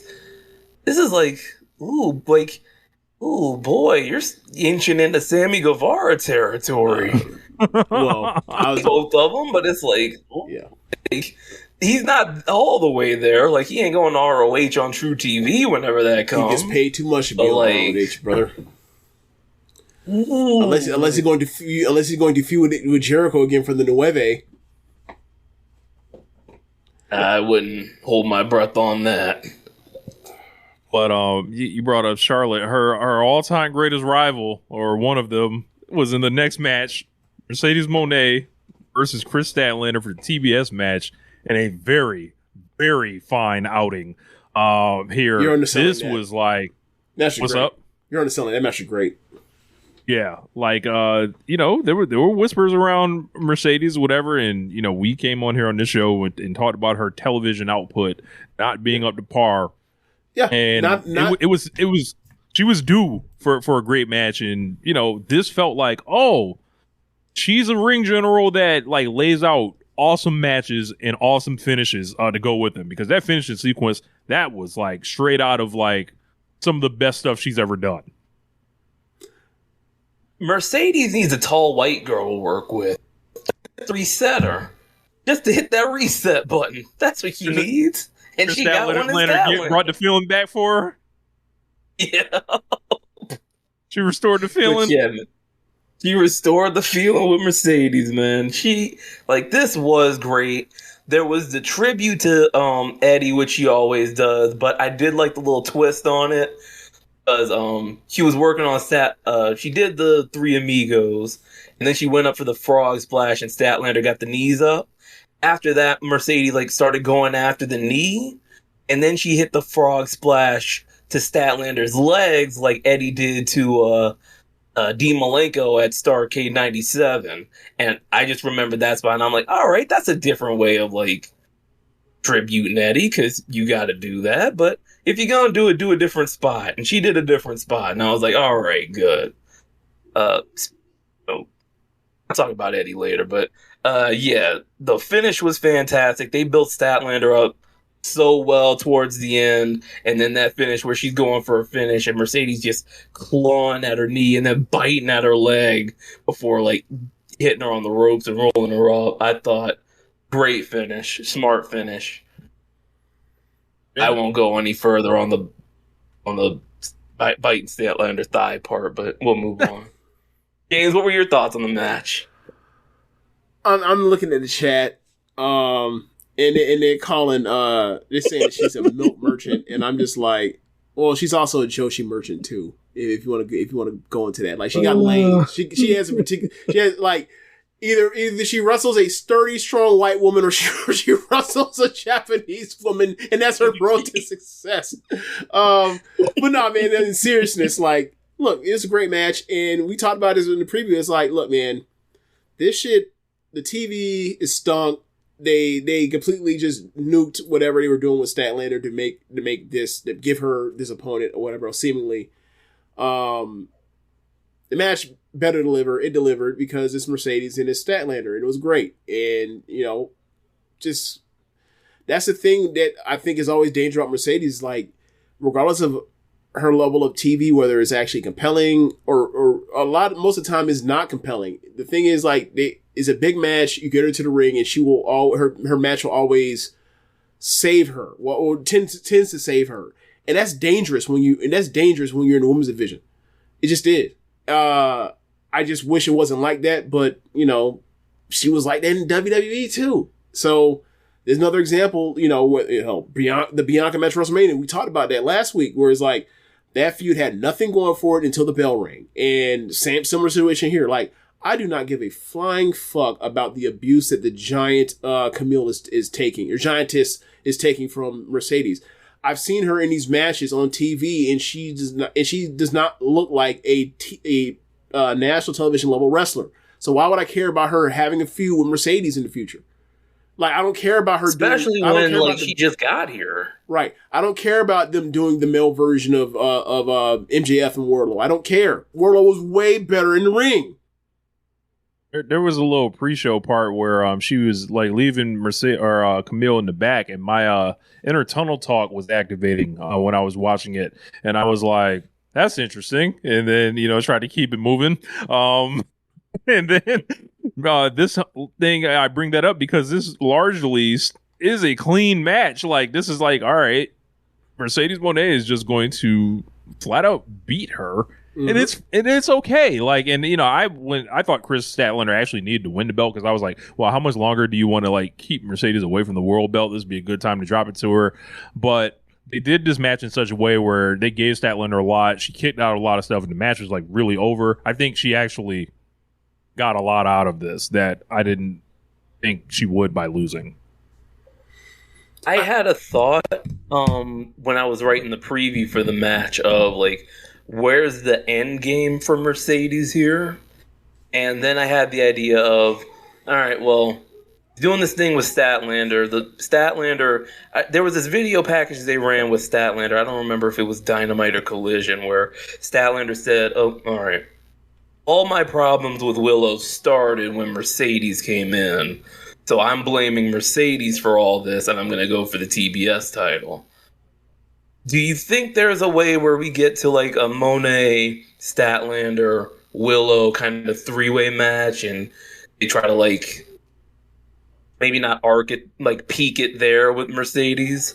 Because like the only thing I have an idea for is like Willow's got to beat Mercedes for this belt. That always seemed like that was a plan to me, and then you have, I thought that was always a plan, and then they decided to go with Willow and Stat, and the Stat won, and then as Stat is the heel, they turn her babyface to go face Mercedes, who's heel, right?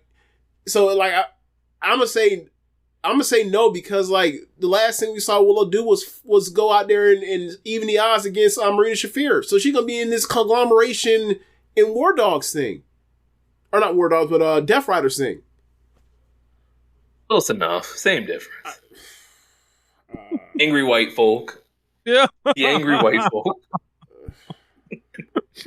Oh, I'm just saying, like, as far as Willow is not a part of this right now. She can be in the future, but it doesn't seem like it's going to be like it's not going to be in 2024. No, to me, like they got to do this thing with collaboration and Death Riders. Like, it feels like, they could easily have the world title get transferred into that program, and then, it's a winner take all type thing. And then I think going into 2025, you may have to factor Athena into this, because I think she's coming off the ROH belt at the end of the year. So I don't know. There's going to be a lot of, mouths to feed, so to say, in the women's division. Amy Hayter just came back. She's fighting all the women coming off the shelf. There you go. Keeping her busy. That's true. Also, not getting involved with Britt, even though that. We don't talk about. I don't think that will ever happen. Yeah. It's like, hey, y'all were a group, and then like y'all weren't. Like, are y'all ever going to go back on the part where y'all were together for a year or plus? No. Okay. Glad we got no resolution to that. Awesome. So up next, Jay White defeats Hangman Page, as I continue to look at Hangman Page and be like, well, what was the cage match for? Like, okay, so this was a very good match. I was expecting more from them. Not much more, but more from them. I'm almost at a point now where it's like, is the story of this that like Paige Paige being this hateful person, I think that was a part of it at the beginning, right? When he lost to the Owen final to Danielson, when he lost to Darby, where it's like he can't control his emotions. He's getting so fucking angry. He's cost stuff matches. Now it's almost like, all right, like, nah, him being a bad guy just means he, like, the universe saying, no, we don't, like the fandom is like, no, we don't want you to be a bad guy, Paige, and you will lose and lose and lose until you repent and then come back to being a good person almost. It's like, he's just a loser. Like, he's a loser that won one big match.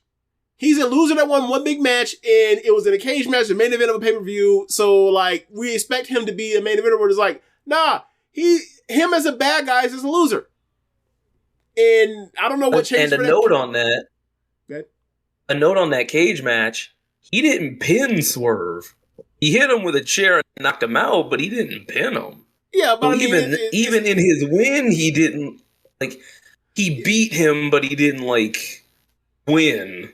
There's no shot of him pinning Swerve. Are you saying this? And it also didn't count. It was lights out. Are you saying that Swerve? Pulled at Malachi Black and said, "I will go and lose a cage match to Edge because that means I ain't got to get pinned"?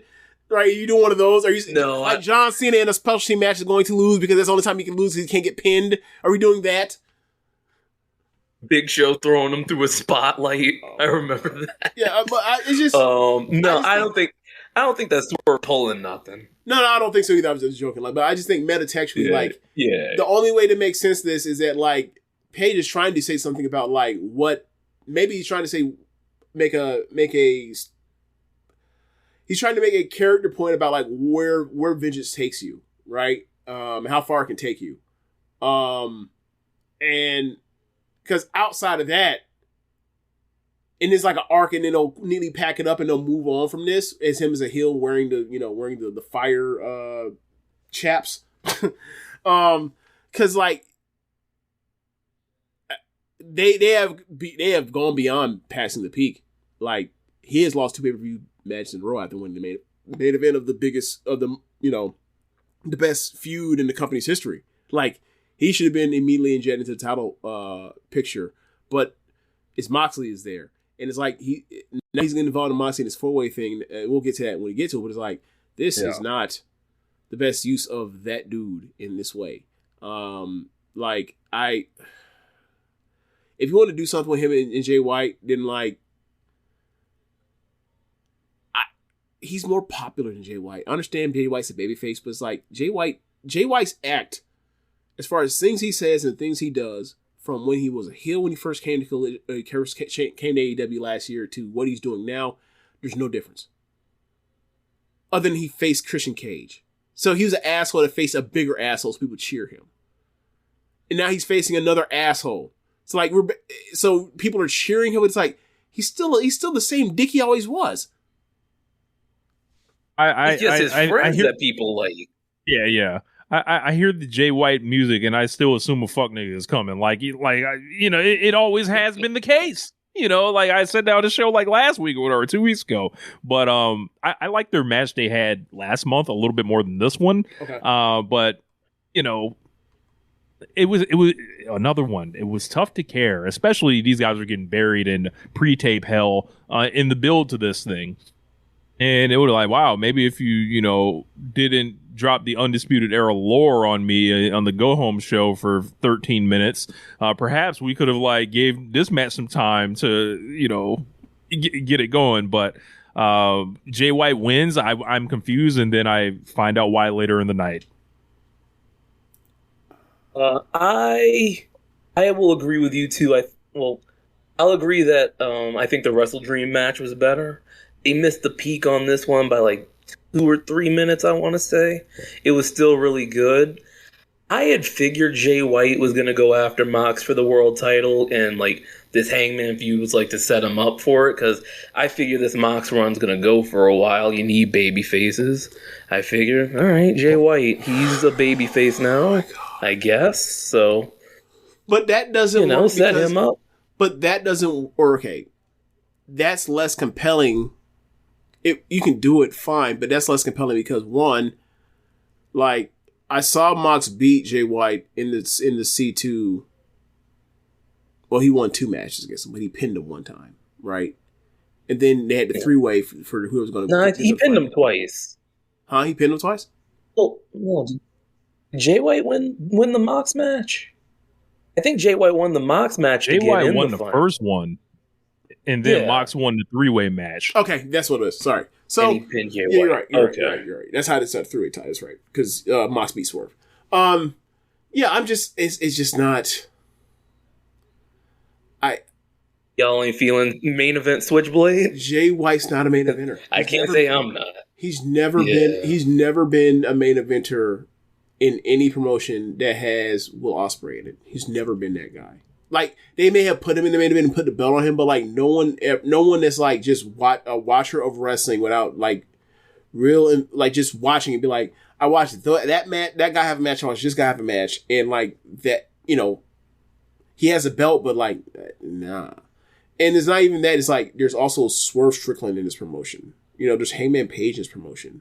It's like if you want to beat Page to make him into a main eventer, sure. But it's like, when are we going to get promos like the promos that Swerve or Ospreay cut as baby faces from Jay White? Like we get the say my catchphrase promos from him. Like he is not like. He'll never be babyface. He'll never be what babyface Moxley was. He'll never be what Danielson was. He'll never be Eddie Kingston as a promo. Like, that's fine. But, like, can we get out of the I say and do the same catchphrases whether I'm good guy or a bad or I'm evil? Like, it's just not. He's so it's not reality to me. And that's fine. But, like, he's just like, he's a typical pro wrestler that, whatever.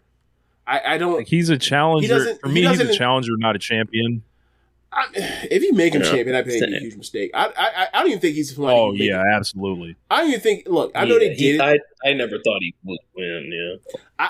I know they did it with MJF for Full Gear last year. Was it Full Gear last year? But like I don't think at this point. Like I think he should be a champion, one of the secondary champions, and that should be probably his peak. And like maybe you throw him into a pay-per-view main event once a year, right? Like how you did last year with him and MJF. But if you have something better than that, right? Because he was set to be beaten, everyone knew it, and they made him like play the piss on that whole match. If you give him more than that, right? Make him be like, oh, he lost, but he came up short. But like now you can respect him as a babyface now. Like there's no redeeming thing about him as a babyface. There's no like quality of like I enjoy him other than like chanting guns up or all the other stuff that the Gun Club and Juice Robinson do. Like him by himself, nah. Like I think honestly, like he'd be so much more better utilized than this if him and Juice were just the babyface tag team. But they can't use him as the babyface tag team because then that means that like what the fuck is the point of the Gun Club? Because they're in the same group as them. They getting Lil Bro from the same division. That. It's like Julia and Shuri like becoming a tag team in 2021 when you have Micah. Yeah, he have him Micah in DDM as well. It's like he's got Lil Bro. I don't know, man. Like, I don't like what this. I don't think this done enough for Jay White. It's like Kenny and Heyman being the champions, and the Young Bucks got a little bro. I'm just saying, like, I don't like what, like, if you're going to utilize Page to put someone over, it has to be go off more successful than this Jay White thing is going, because it hasn't been. And now all two of them are going to be involved in this main event picture. And I'm just like, I don't care. Yeah, Page is a loser, and and White is unexpiring. And then Christian is like, Christian's 50. I don't care. Christian's Christian. He's fine. Like, he's good at what he does, but he don't need to be doing more. He's good at what he does. He's a role player that don't need to be starting. But the second you put him to the main event is a problem. Are you making the champion? The second you do either one of those is a looming threat problem. He's somebody that becomes instantly overrated. Yeah. Like, it's like, bro, like, hold on, bro. Let's say where you at, baby. But someone that is not instantly overrated right now, Kyle Fletcher. Let me say one more thing. Oh, go ahead. About the last match. Yeah. I'm not worried about Hangman. I'm never worried about Hangman. I think he's always going to be bulletproof in AEW. And I actually think it's a little promising that he's starting to be in world title matches again. Because, after the Punk stuff and everything, he was away and he kind of started just, he had a few shots, but I do think now enough time has passed where it's like, okay, we got to really get this dude in the mix again. And I think there's a path, everybody knows, or I think there's a strong belief that Darby's going to end Mox's run. Yeah. I think Hangman's got to be the one to beat Darby, after that, right? I think that's the path, and maybe that's just me giving them too much credit. But because I think that, I think Hangman's fine, because I think he's not next up. This is the setback that gets him to delay his run to the top by a cycle or two. I get what you mean. Yeah, because Darby can't be a long-term champion. I would I would love for that to be true. Suit. I'll just say that. Right, because be like, hey man, if you want to do it that way, then what would make sense the most would be you do Darby, then you do Paige, and then you get it to Ospreay, and then you'll figure it out after that. That's exactly right. The problem is for me is, can we at least make the main event compelling? Don't get me wrong, when the match finally happened or whatever else, because they're telling the story, just a story. This story for the whole cycle is just very fucking gloomy, and there are these there are 3 overpowering heel factions right now in AEW, and the Bayface is getting their ass handed to the left and right. And for me, it's can we not have 4 concurrent? Can we not have the? Can we not have the Sinister Six, the Legion of Doom, and what the hell was the Power Rangers bad guys? What was Rita's? What was the name of Rita in Lord Dragon's Lord or something? No, I don't remember. Oh, you have these gigantic factions of evil motherfuckers all together. They whooping all the heroes' asses. This isn't fun for me to watch right now. All the heroes is dying. Right? This is watching every single NXT from 2018 get called up and die. This isn't fun for me right now, man. Fuck. So, we'll get to I feel like I'm suffering through a lot to eventually get to their payday. It's I don't know if this is gonna be worth it, because the payday is Darby beats Moxley, and then but we know he's not gonna be no long-term champion. So we'll be right back to Hangman with the belt and be well, fuck, then what are we doing? So yeah, man, I just wish they kind of just get to it, because you got the Elite, you got Death Riders, you got Hurt Syndicate, and the On Callis family. You got the Callis family is a 4. There's not even 3. There's 4 major factions, and then you want to say all right, the person that can actually be the champion because they have a Money in the Bank contract is Christian. He's in a number 5 faction for heels. This shit's loaded up. I think this is a down the line. This is me fantasy booking here, but I think the perfect way to do that cash-in deal, Darby wins the belt, confetti's falling, Christian comes in, goes to cash in, Darby rolls him up in 10 seconds and beats him, and you just get the double pop. I would love that. That's what I do, and I just kill that cash just to get it off the books. In fact, I wish they never done it, but now that it's here, it's I wish they had already gotten rid of it. I really do. Because I think that would work, and it embarrassed Christian so badly that nobody else wants to try it.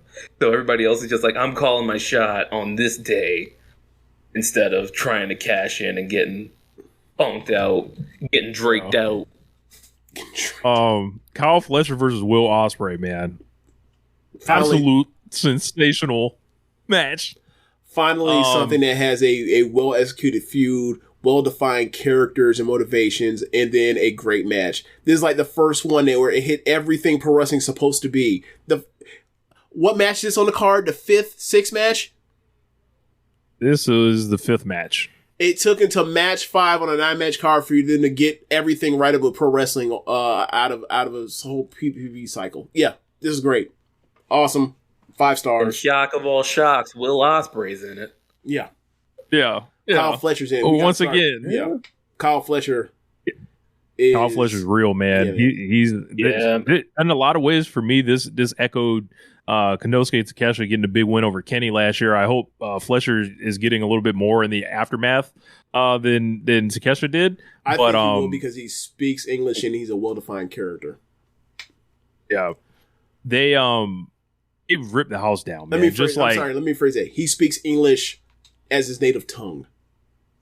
And so, like, Takeshita speaks English well enough to cut promos, but like it's very short. Same thing with he speaks English better than Kata, but it's like you can only it seems like AEW feels like only so much with people that can't speak English proficiently, like in front of a live crowd. And what Fletcher has done in this build, like with the promos and everything, I think that like he has made himself a real player. Like he is somebody, you know, that will be a future AEW World Champion because of what this program did for him. Crystal Fisher in the comments. He says, thoughts, guys. Ospreay should do worse matches because insecure people get upset and we can't have that. Yes, he should do his moves more sloppily. He should, slap on the headlock, brother. He should slow it down, be less impressive in the ring, all that stuff. Like, and make his stuff look less impressive for us all to like it more. We'll get I think we'll talk about somebody doing that later in the card. Yeah, about 2 matches from now. We need to be able to make sure Will Ospreay is not winking at the audience. All the people that are writing 4 different photos of text. We need to make sure they enjoy the matches for Will Ospreay, not the arena or whatever. Did that happen? Not the decision makers. I don't think it happened again. Okay. No, not the decision makers. This is for emphasis. But again, running rope. Shut up. Look, again, Will Ospreay is a sorcerer, like Jim Ross said. This is a brave and bold decision to have Kyle Fletcher beat him clean. Yep. And, just that tombstone off the apron onto the steps is cooler than anything The Undertaker's ever done in his career. I just laughed. And the way he beats him, did a leg drop off the top rope through a table at SummerSlam '98. But I get it. It's fine. Yeah. But yeah, man, this guy, this is brave and bold move. Will losing he doesn't lose often. And if you're going to do a Will Ospreay loss, it should definitely mean something. But Soup? I think it's only 3 people. Do you know the 3 people who have pinned Will Ospreay on pay-per-view? On his Fletcher. So Swerve, Fletcher, and... not pay-per-view, but in AEW. And MJF. No? Yeah. Fletcher's in the crew with Swerve and MJF. No, he pinned him because it was he hit him with the ring in the TV match. Okay. Yeah. See, Takeshita pinned him. MJF. Takeshita pinned him for the international. Oh yeah, I forgot about that. That is a 3-way. I was thinking singles matches. Yeah. Whole thing, but I do think it was smart to have him win this match. There was a story here you could tell with Fletcher he's on Ospreay's level and Ospreay proving that he's not. But I think Fletcher needed to win this match after being he was the guy who had good matches but lost all the time. And now he's getting his big push, and now people need to see, now you take him seriously. Now he's beating people. Now he's changed what he needs to change to now be taken seriously and now be taken as a threat. And I thought this match was great. I remember watching Kyle Fletcher in 2018, 2019 Progress. This just skinny dude with bad hair and I heard that like Hiroshi Tanahashi thought there was money in him, and I'm like, all right, Tanahashi, okay. And this is just proof that you never doubt the ace. The ace knows what he's talking about. Another win for Hiroshi Tanahashi. Yep. Another one. Yeah, man. Yeah, great match. Fletcher's setup. I don't think they're gonna run this match back at World's End because they're in the different C2 blocks. Well, here's my like fantasy booking of it. Well, wait, I don't know how that would work. Because are Ospreay and Okada in the same block? No, Fletcher is in the Okada. Okay, they're in different Okada, the same block. Okay, so it works. So I have Ospreay beating Okada in the final. Fletcher can get like, I had like an idea of Fletcher getting spoiled out by like Mark Briscoe or something, and then they run that match back at World's End, and Fletcher gets his win back, and then you could set up Fletcher versus Ospreay in Australia for the Continental title. There's definitely one way you can go. Like I feel like Will's coming out of the his side, and you can pick your poison on the other two. Yeah, because Okada, I wouldn't have him lose to the final. Like I'd maybe have him go to a draw with whoever he's going to be in the semifinal with, but I would not have Okada drop a fall until the final to kind of just like have that 6 weeks of, oh, Okada's good. Remember Okada? Okada's really good. So that would be what I would do with Fletcher coming out of this, is set him up for the major match in Australia in February. What block is Claudio in the Ospreay block or the Okada block? Ospreay block. Damn it. All right. I thought maybe it was gonna give me another Claudio and Okada match, but remember when we was gonna get that Takesha and Okada match in the C2? Nope. Remember that? Takesha ain't even in it. Speaking of that, right? Seeing the C2 from year to year, right?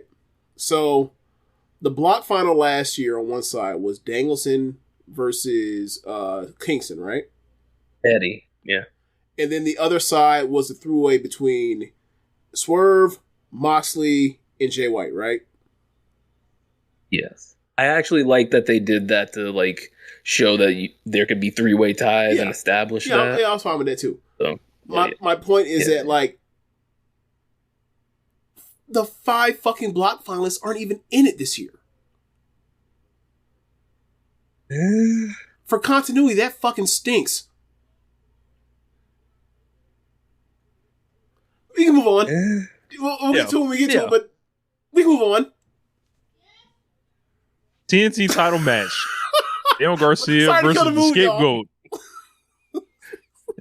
No, I mean, you made your point. You're right. Look, there's literally nothing to add. It's like, there ain't.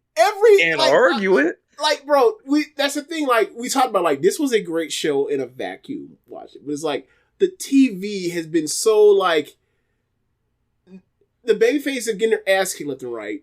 Things are disjointed from year to year, where it's like, you take, like, I look at, like, the 5-star Grand Prix field, and I see, like, from year to year, you can see the evolution of the rosters or whatever else, but you can still see, like, this is the core, right? Like, I'll tell you what's wrong with the C2. Like, when we get to the C2 part, like, well, no, that's another issue. But like, the C2 is not the square focus of the promotion. The C2 is in its own universe. That's true. It's like, all right, all the people in the world title stuff, like we're taking 4 people away from that, and we're sticking them over there. Like, essentially, we've got stories. And to be fair, Ace Kingston is injured, so they can't control that. And he would have been. And Danielson's dead or whatever. So he can't come back from the grave,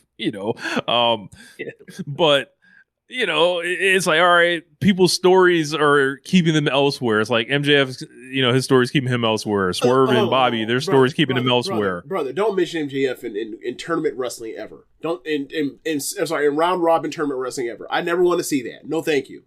If I see he ain't never going to do it. 6 fucking matches one year involving that ring, I'm going to lose my mind. I might be like, Rich, I'm doing One Nation Radio for this whole end of the year. You're on your own. It's solo Rich from November, through basically from Thanksgiving through Christmas, I'm not watching MJF doing this. I'm just not going to do it every week. Not doing it. So don't bring him up ever. MJF pulling out the garrote wire. Oh my god. MJF pulling out the garrote wire. The House of Max. Jesus Christ. See, now the sad part about it is like that's gonna be funny as shit. That's cute until they start using that for Max Caster singles run, and that's gonna be even worse whenever MJF does. He's not as good as MJF. That's sick.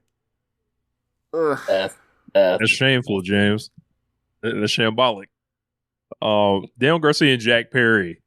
So this was not good. Great, but ultimately achieved his goal towards the end. Like, crowd went crazy when Garcia won, but man, I was so disappointed in the Scapegoat. Like, as far as like this guy like had a great reputation as a pay-per-view wrestler. Yeah, just stretching back since the very beginning of the company. Lights out wrestler. One thing you didn't have to worry about, and I don't know if it was like this young guy is actually listening to advice, but if he is, I implore him to stop and go out there and be great, you know, like in your matches or whatever. I'll tell you what the problem is, Rich. He's not a heel, man. He has not found himself as a heel wrestler. He does not know how to, like, you know, bridge that gap between being a entertaining babyface wrestler and being a heel that can also have entertaining matches. Are we really sure about that? Because, like, he carried Hook to a banger in Wembley, and that's fucking Hook. Oh, they had the shortcuts. They had the true. The weapons and all that. That's true. And there was also, he was making fun of CM Punk, and we were all laughing at that. So we have maybe like a positive memory of that. No, I mean, look, like all that stuff is true. That match also banged. Yeah, it did.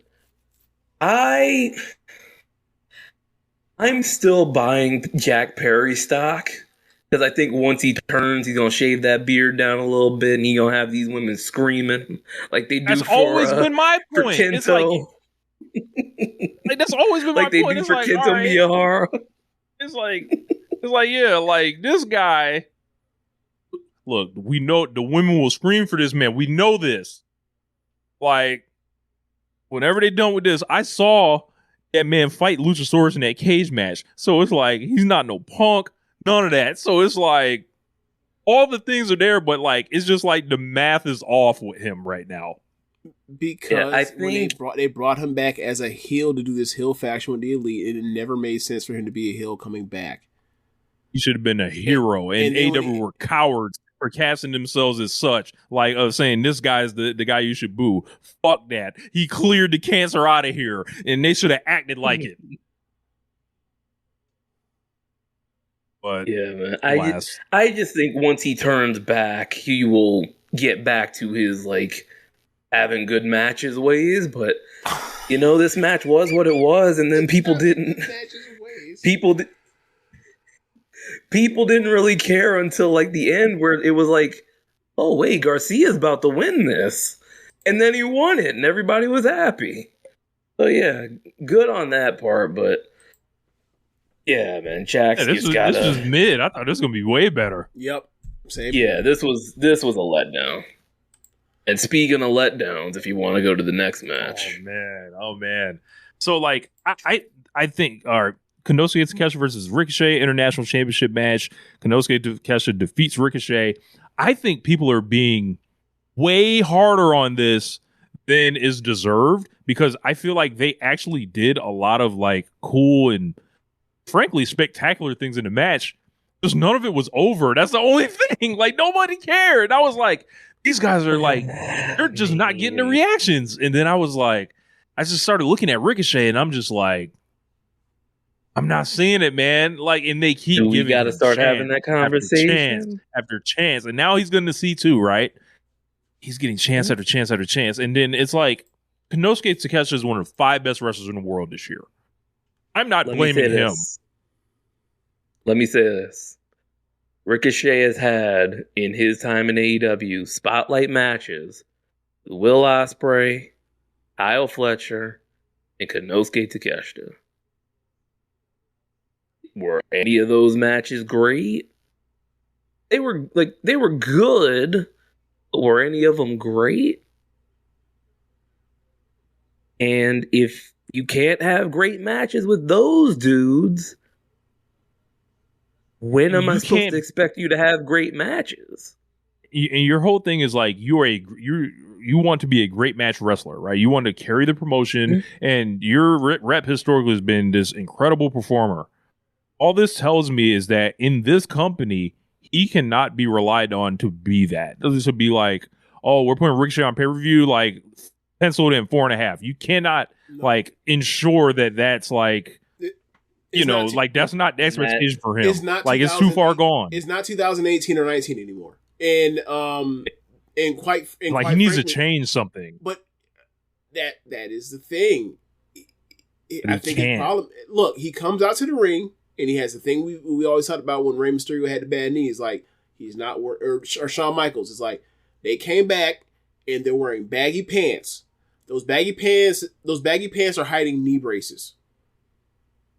He had the trunks for a little bit, though. He had the trunks at Wrestle Dream. Okay, I forgot about that. And that match was really good. But he's in there with Takeshita and Will Ospreay. If he can't have a good match, if he can't have a banger with those two in the three-way match, then, like, what are we even doing? Like, he's clearly still very, very talented. I think he's cooked athletically. Because why are his finishes those finishes as opposed to, like, forget the double moonsault and the 630 shit. Forget that. Why are his finishes not a spectacular flight off the top rope? You know what I'm saying? Like he's like, I need to find something to do something to everybody, and like he's struggling. Like it's almost like you're seeing a guy in the middle of his career realize that like he did not prepare for like he is a scorer, right? That realized he can't drive to the hoop. No, Rich, he's a guard with no jumper outside of 20 feet.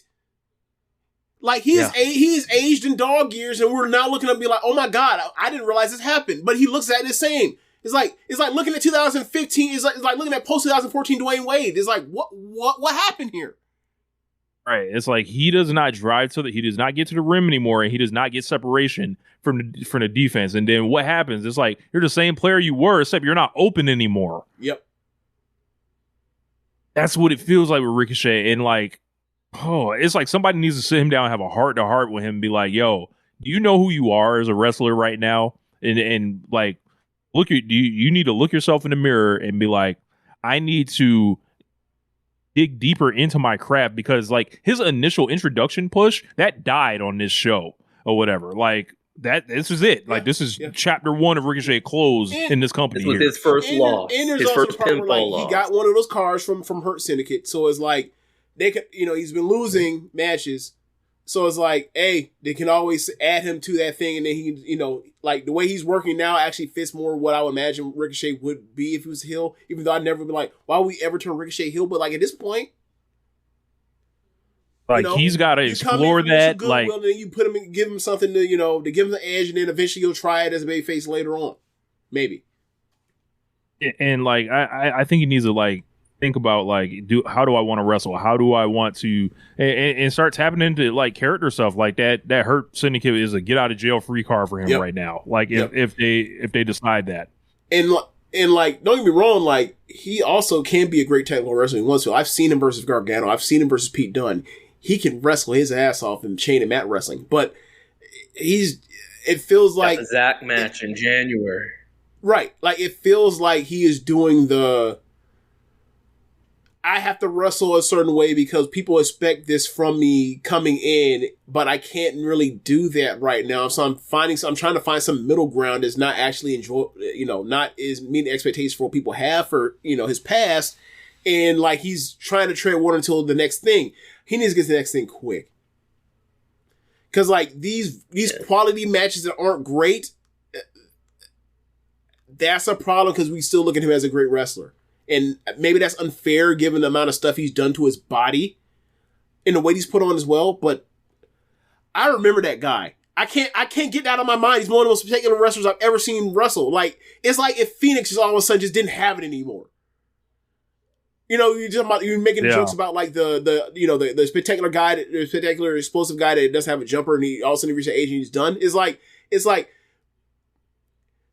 Ricochet right now looks like Dwayne Wade, where like the injuries add up and the bad knees add up, and then it's unescapable. He's more like Allen Iverson. But like on the same end, like Phoenix, every time we see him, he's like Westbrook at was like knee surgery comes off the table, and he's the same guy again. Bad, like it's weird. It's man. Like Ricochet, Derrick Rose, like what's going on? Like is just a role player the rest of his career? They happened to Derrick Rose. He was in his early or mid 20s. Look, I get you mean. Allen Iverson, all of a sudden he's just done. Man, that dude was nice. Yeah. So up next, yeah, man. I was one more thing on Ricochet, man. I was looking at those C2 blocks, and the dude I was going like, I don't know about this. Was Ricochet? Really? Like that's the dude. I was wondering, like, can he like up to the stand? Because like I think Juice Robinson's gonna be he'll be like a pin eater in this. And I think he'll be fine for what I expect of him. So Ricochet's in that Claudio and Ospreay block, right? Yeah. Yeah. Those are two like natural, like great opponents for him. So we'll see. Like, am I expecting him to roll off 4.5s? No, but am I expecting him to roll off 4s? Yes. And it's C2. It's television wrestling. That's more than good enough. Now, like, I think my expectations are like, nah, this ain't the dude that, this ain't Adam Cole versus Ricochet. This ain't Gargano Ricochet. This isn't, Aleister Black and Ricochet versus War Raiders Ricochet anymore. We're past that. But this ain't Dragon Gate Ricochet. Polar Knights. I love it. Oh, like the Barbara, I love this show. Is every stage of beard growth. That's great. Wow. Like, we're not, like, this isn't, Dragon Gate versus Pac, right? We're just a different stage. We have to see where this goes, and like, watching a flyer DVD. I got some.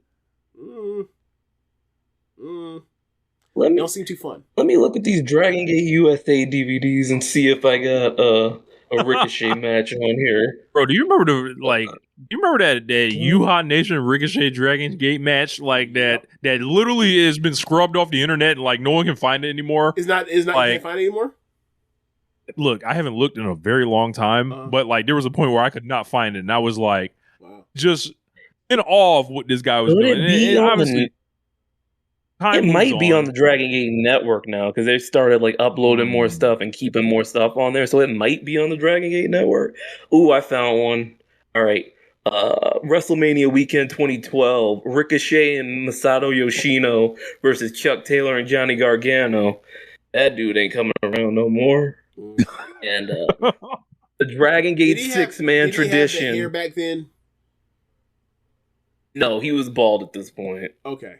No, in 2012? The Dragon Gate. Yeah, he was bald. He had the low cut? Oh, no. He was low cut. I figured he had the low cut by then, yeah. Yeah. And then the next day, Dragon Gate 6-man, Pac, Ricochet, and Masaki Mochizuki versus Low-Key, Akira Tozawa, and BB Hulk. I gotta open these up one day, man. I bought them like when the store was closing, when Gabe sold Evolve to WWE. There was like a big sale going on, and I bought all these Dragon Gate USA DVDs.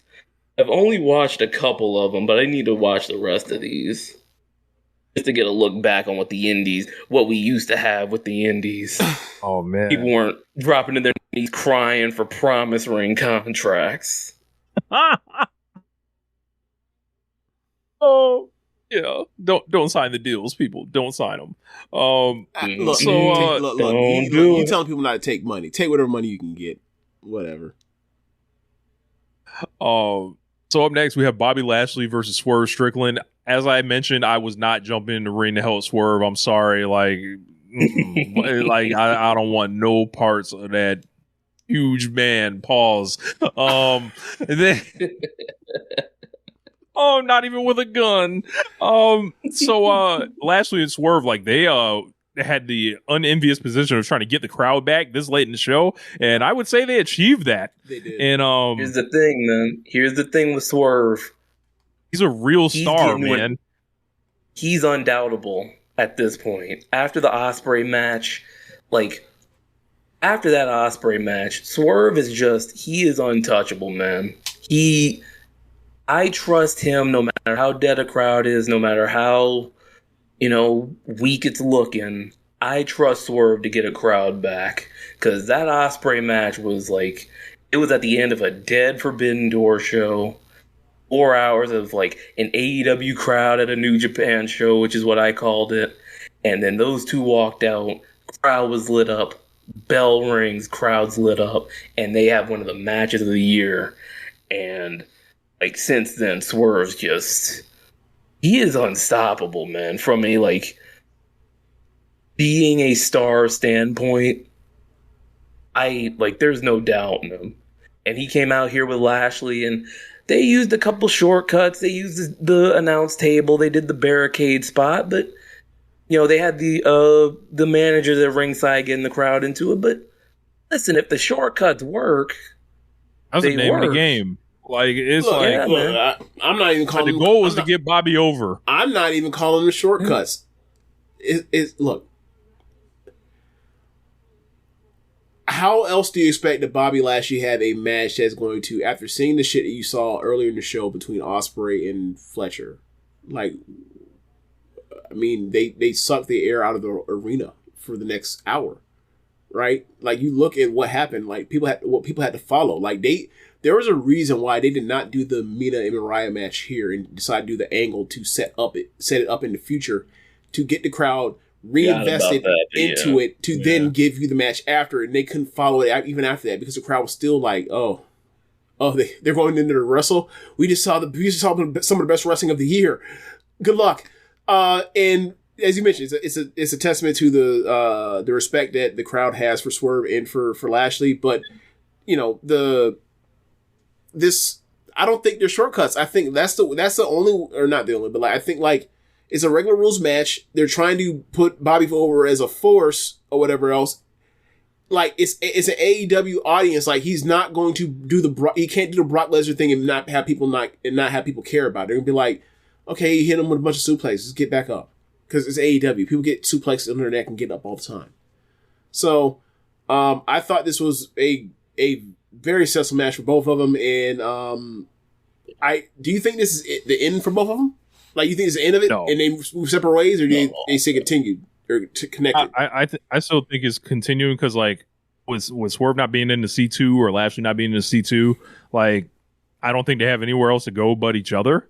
Still, and it was a case where Lashley went over so strong, and Swerve the ref had to stop it damn near. So it was all right, so Swerve's got to this guy stopped me last time. So I think that, I think this was a more explosive version of the match he had with Samoa Joe from Dynasty, where it was very the Dynasty match was exactly what it needed to be. It needed to be nothing but a beatdown and then a comeback or whatever. But it's inverted but more explosive at the same time. It's Lashley's ultimately gonna go over here, but Swerve's gonna fight like hell to survive for 13 minutes. This is one of the best pieces of if you're looking at throwing what is it an objective for someone of accomplishing a goal, and you have this time to do it in the degree of difficulty of what you're following. This is arguably one of the most impressive performances of the year from both of these guys, I think. You want to know how well it worked? When Lashley got that hurt lock on and Swerve passed out and the ref rang the bell, you could hear the crowd gasp oh, damn, Bobby beat him. Which is, one, speaks to how over and protected Swerve feels, but it also speaks to how just well this match worked in putting Bobby over and making him feel like that dude. So, yeah, credit to them, man. They did a really good job. I didn't have doubts that they would, but, they came out and did it. when guys want to work and do business properly, yeah, I think we got a stellar program out of this so far, and I'm excited to see where it goes. Yep. And also, like, it also continues the story of, like, there still might be some residual damage from, what Swerve and Hangman did to each other. Right? Like, if you, like you mentioned, like, you think they're continuing, like, I feel like the next match will be similar to, like, how we talk about, like, those Cody's matches, like, we would give credit for, rightfully, the credit for, like, how he would get squashed and it would be, like, very dynamic and dramatic. And then you have the rematch with somebody. And those rematches would be competitive, similar to the Brock Lesnar Cena stuff, where it's like the monster just dominated like a babyface that you never thought would get their ass handed to them. They got their ass handed to them. They come back and they have the real match. And it's like, because they remember the statement that monster made on babyface. And like, then you have the real match and it's, it's very fun. Like, I feel like this is kind of what Swerve is doing right now. And if they have a longer match, it's more competitive, and it's successful. Like, you also tie in, like, Swerve went through hell over the summer, lost the belt, got his family's house burnt down, got beaten to sleep inside of a cage, comes back, gets laid out, almost every single week. And while this is happening, he's recovering. He's actually he's getting stronger, and he's actually, like, he's actually able to put up bigger fights against Lashley. Like, I think that's an interesting story for now. And we got the main event, AEW World Title match. Jon Moxley brings the briefcase out with Marina Shafir, and he defeats Orange Cassidy in just over 19 minutes to retain the championship. A pretty good match here. I thought that it started kind of slow, and I was like, kind of like not into it, and it was hard to be into it because I didn't think Orange Cassidy had a shot in hell. But then there were, like, there was a near fall. I think a lot of people bought in the building towards the end, and this is a different title reign than the ones that came before it. So this was just the first domino to fall, seemingly, with Orange Cassidy. But I think the match worked well enough. So. You go ahead, James. Oh, I thought this match was great. And I think this match also had to overcome the inevitability of everyone knowing what the result was going to be. And when you have that, you have to go up against that, and you still deliver a match that ultimately gives a shocking near fall for people, I think you succeeded. But I generally think, like, the way they started with the attack off rip with, like, the orange punches, I thought that set the tone. I thought that, like, they knew that they were up against something, and they had to immediately grab fans and be like, "Let's go." I thought this was a flat 4-star match. I've had concerns about Moxie's like what Moxie has been doing this year. So, like, yeah, I'll take the 4-star match from Moxley right here.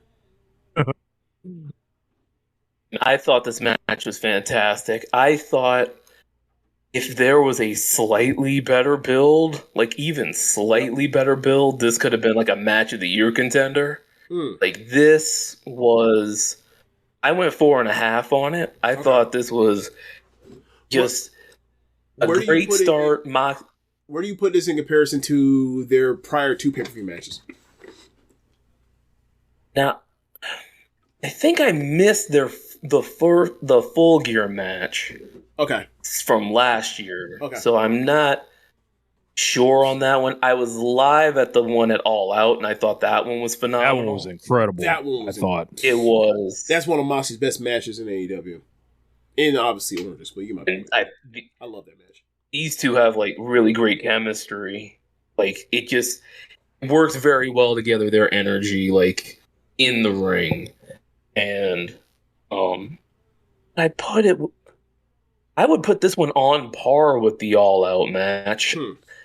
I think I'd put the All Out match a little bit higher because there wasn't much build there because that was, like, the week after Wembley, I think that was. Right. So they didn't have, like, much of a build there. But yeah, this one was phenomenal. I thought the way they staggered the runouts of having the Death Riders out, then the conglomeration, you had Shafir there, and I was like, wait, okay, who's gonna deal with her? And then Willow coming back to the big pop, because Willow hasn't been around for a while because she got concussed in Mexico, I think it was. Yeah. So she comes out top of the night. Like, that was a huge one. And then, Orange hit him with the briefcase. He wasn't, he didn't do I don't know. He didn't do none of that hemming and hawing. Because he's not a geek. He's not a geek. He's like, I just want to win. I don't care about all the bullshit. You've been whooping my ass, left and right. I'm going to hit you and drop you. Like, he's not, should I hit the Tiger Driver? I don't know. Should I? Yeah, you're right. Orange Cassidy, not my a geek, soul not a mark. Will be intact if I hit this man with a briefcase. Yes. Out to Frankie, subscribing for 30 months. Wow. Thanks, Frankie. There you go. And then Yuta coming in, hitting the Danielson knee and killing off Cassidy. And then Mox winning there. I thought, great match. They staggered it well. I think there's a little bit of a future for Yuta because Garcia just won the TNT belt, and they got history going back a couple years when they fought over the Pure title. So I think there's a little something there for Yuta in the future. I also think, I don't know if he's still all the way bought in on this Death Rider stuff, because there was a promo he cut on Collision a couple weeks ago. It was a sit down he had with Nigel McGuinness, where he was talking, and he just sounded like somebody who was like, look, man, they gonna jump my ass if I don't join them, so I gotta stay here with them. He literally had a line where it's like, do you think I have a choice? Like, he is here just like... Yeah. All these people, everybody's got the guts to fight and lose. Yuta's being like, man... I'm gonna die. Let me not get my ass kicked. Right. They gonna kill me if I don't do this. At its most cynical, you could say that Moxley and Death Riders are doing Bloodline without the connection, without the with Yuta in the Jey Uso role, and there's no like the drama is these people. The other wrestlers are good. No. The drama is like these people train me from being a prelim guy up into somebody that can, win matches, as opposed to like with Jey Uso was like, I'm stuck just taking abuse from my cousin because I'm a dumbass. Like the top, like obviously there is a familiar type, like people deal with eating tons of shit from their family just because of family or whatever else. I get that. But obviously there's also the part of like, he's little bro, and little bro never had the kind of success without being little bro to them. So he feels like he owes them that. And he also doubts himself. But at the same time, it's kind of like, I already saw this for a while somewhere else. I don't want to see it here. It's been done well. It's been done better so far here. As far as main event matches for pay-per-view, but Yuta pinned Kenny Omega on pay-per-view. How can we ever forget that? They held him up on the shoulders. Are we talking about what's it called? Blood and Guts. Anarchy in the Arena. Okay, Anarchy in the Arena. Yeah, someone had when Takeshita turned. Yeah, I mean, look. That's another thing when it comes to this stuff. Is like, Omega's coming back at some point, and now we got Jay White, Christian, and Hangman attached to this thing. And it's kind of like, I miss the rankings. I really do. Never should have left. I'll die on that hill. I'll die on that hill. Okay, they had to go away because everybody fought and the titles were suspended. Okay. Bring them back at the start of the next year. You would think. And then we had the post-match, which y'all seem to feel a different way than I feel. Tell us how you feel. Tell us how do you feel, sir? I thought it was awesome. Right. So the Hangman and Christian deal, it felt like, okay, Christian's trying to scheme his way to the title. Right. Hangman's like, all right, give me a title shot, I'll help you. And they did all that in the ring after Christian laid out Mox. Oh, they dumped fucking Fabuloso in Orange Cassidy's mouth after the match too, which that's crazy. But they just find new ways to torture. Death Riders find new ways to torture people. That's crazy. Like if they will waterboard someone if they could get away with it on screen. That might be next. They would. Garcia almost did that with Jack Perry on TV last week. In that barn. What was that about? Like, why did they do that? But anyway, Hangman and Christian come out. They scheming to get the title. And then Jay White comes out to get his payback on Christian because Christian was one of the two dudes that put him on the shelf. So that all made sense to me. Yeah. You know, I'm not like anti 4-way, so like I'm not like super against it. But it does feel like just like these people were doing something and then it kind of got involved in this top thing, which is like it can work. And it felt like it worked for the crowd because the crowd was getting into it because of all these run-ins happening.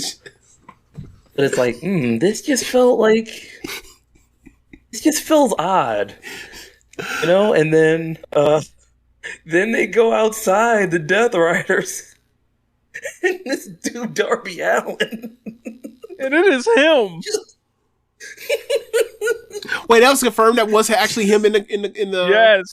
Oh my fucking god! He was bleeding. Why wouldn't they just use a stunt driver? And don't give me the Darby is one a stunt man. Don't do that. No, I mean a professional stunt man, not an amateur that wants to do stunts. Not the same thing. There's a not a dude driving cars in his backyard. Right. There's a difference between the stunt man and Tom Cruise doing his own stunts. Look. Whatever, man. It's Darby Allin dresses up in his yard and runs across that joint and allows people to shoot at him like paintball shoot at him for fun to feel something. Like this guy's not wired normal. He is a different kind of white boy. Can we not? Can we just not? That's all I'm saying. Look, I get it, man. He's a skater. He's an ex-gamer. He's a thrill seeker. He's a bungee jumper. He's a skydiver. He's all that shit. Great. Can we not have this dude get into planned vehicular collisions? Can we just say, look, man, we gonna have a stunt person drive into the shit, and then we'll pan the camera, and because it basically was the same effect. If you're gonna pan the camera that way, you may as well not even have him do that. You wasted a bump for him. He could have said that so he can go down another flight of stairs in a month. Frankie Leone said I like most of the post match, but not Jay White. Dr. Stoppage said Darby Allin is Tom Cruise. Brewhaven said if Darby wouldn't like this, he'd be smoking crack. Yo, there was one point where I was like, they say he's straight edge. And I thought this was a white Hummer angle at first. I was like, hold on, man. WCW white Hummer? Yes, I was like, they doing car crash angles now. What is happening? Like, Darby came out, so it wasn't no. It wasn't no.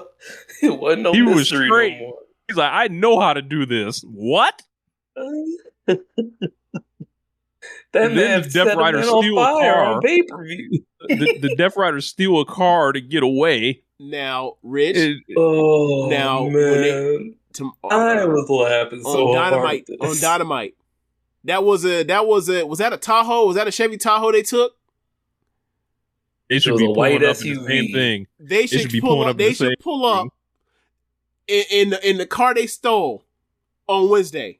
They should pull up with the same make and model and be like, yo, we just kept the car for multiple days. That'd be fucking hilarious. Like, there used to be a running gag with Dean Ambrose in WWE where where it was like, he must absolutely be a vagrant. Like, he absolutely is a transient. This person is homeless. He is going from town to town, hitchhiking his way from arena to arena. Like, there were times where, like, he got out a car, dropped him off, and he just got out. Like, he hitchhiked to get here. He hitchhiked to get to, like, Lexington, Kentucky. Like, that one Raw that got snowed out. Yeah, he got that one Raw that got snowed out, and he hitchhiked to Titan Towers. That's exactly what I'm talking about. So, yeah, man. He's like, I hitchhiked from Philly. It's not that far. So we're running long on time, so I want to jump right over to Williams Watches WrestleMania. C2, we'll do quick thoughts at the end about the C2 and the under 30 list at the end, but I definitely want to talk about Williams Watches WrestleMania. So, Suit, like, what drove you to start this series? Like, because I recall seeing people like Scott Keith like do things like this. Is this like a resume builder for you? And like what's the deal behind it? Well, I got the blog Williams Watches Wrestling, and my plan was to kind of just do like different with it, like stuff I wasn't doing for F4W, stuff I wasn't doing for Voices. So I just had an idea of like, let's just do some other projects. Let's watch some stuff that I want to watch that I haven't really had an excuse to do. And one of them was watch every WrestleMania, because I realized I hadn't really watched any of like the first 10. I had watched like matches from the first 10, but I had never watched like the full shows. So, my thought was, well, hey, this is easy. Just watch all the WrestleManias. And I'm doing all that. I'm scheduling it out to where I finish in time for Mania in April. I'm going to have to double up a couple weeks, but I think that's something I could pull off. So right now I'm at WrestleMania 2000. Well, WrestleMania 2000 is up, and next week is Wednesday is WrestleMania 17. And I've watched that show several times through. I will happily watch it again, and it's a big little milestone on the journey here.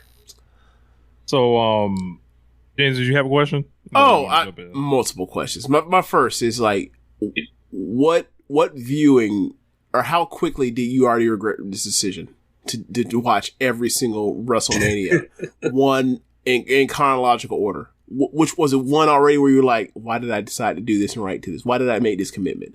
You let me know. Well, one was fine because it's like 2 hours long. It's just an MSG show, so it's not like the tag title match is like, it's decent, and I was surprised because it's Sheik and Volkov. It's Sheik and Volkov in the U.S. Express, and I was like, all right, this is gonna be something. And then they like actually went out there and worked, like, so I was a little surprised there. So it was the Trump Plaza WrestleManias that like almost killed this thing dead. 4 and 5. 4 and 5. 4 and 5. Yeah. WrestleMania 4 is fucking terrible. It is that tournament horrendous. Oh, you weren't into Andre the Giant and Hogan in the opening round of the shit, right? You weren't into that? The second round. Second round because they got to buy. Okay.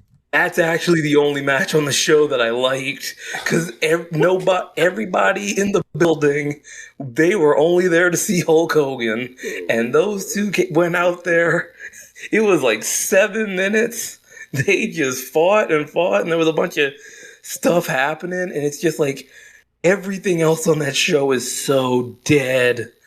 Like, they had a way to set up Ricky Steamboat, Randy Savage in the second round, but no, let's put over Greg Valentine instead. What do you mean? So, Greg Valentine all-time great? God, that guy sucked. Clip that for one man at Keepin It Strong Style. So it's a running gag between me and Josh Smith for Keeping It Strong Style. He tells me that like Greg Valentine is probably one of the best wrestlers of the era, and I'm like, bro, I believe you because you watch more of this shit than I do, and I generally hate 80s wrestling. But the stuff I've seen from Greg Valentine, either he was washed or he just stunk. So or was mid. So I don't know what I don't know what to tell you, Josh. And then Josh, yeah. But the thing is funny is like Valentine is very polarized. Either people think he stunk or he was one of the best guys in his prime of the era. And I'm just like, every time I've seen something, I have not been impressed at all. The WWF stuff was not good. I can't speak to like his territory stuff with like Piper and stuff. I can't speak to that. It seems WWF Valentine. That's the problem. I had a tweet that I sent out earlier today. Greg Valentine in the rhythm and blues era is the same like person as Ricky Choshu. Like it's the same outline guy. Like they got the same hairstyle, they wear the same gear, same body type.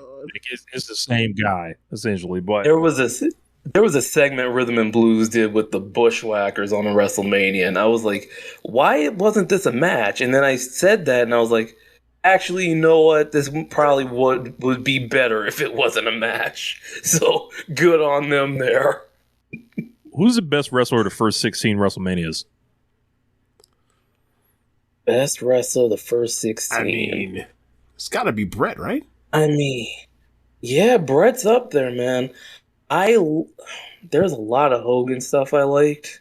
Like I said it at WrestleMania 2, it's like, this dude's like an all-time shithead, but he's like good at his job. Bro, he fucking rules in the 80s. Dude, that cage match with Bundy. That match is so good. Yeah, because Bundy like, can bro, bump everything around. he does, they go crazy for him. Like, man, there was a lot of good Hogan stuff. Macho Man was great.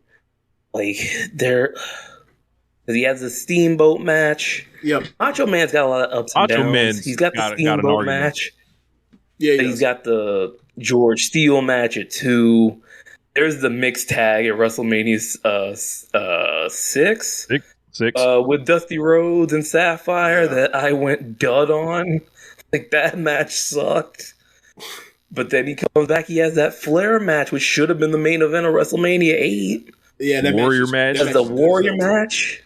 Fantastic. Yep. That Flair match is incredible. I forgot how great that match was. Like, bro, he immediately I remembered it being throws good. that man out the ring. Is like, oh shit, this shit started hot. Yes.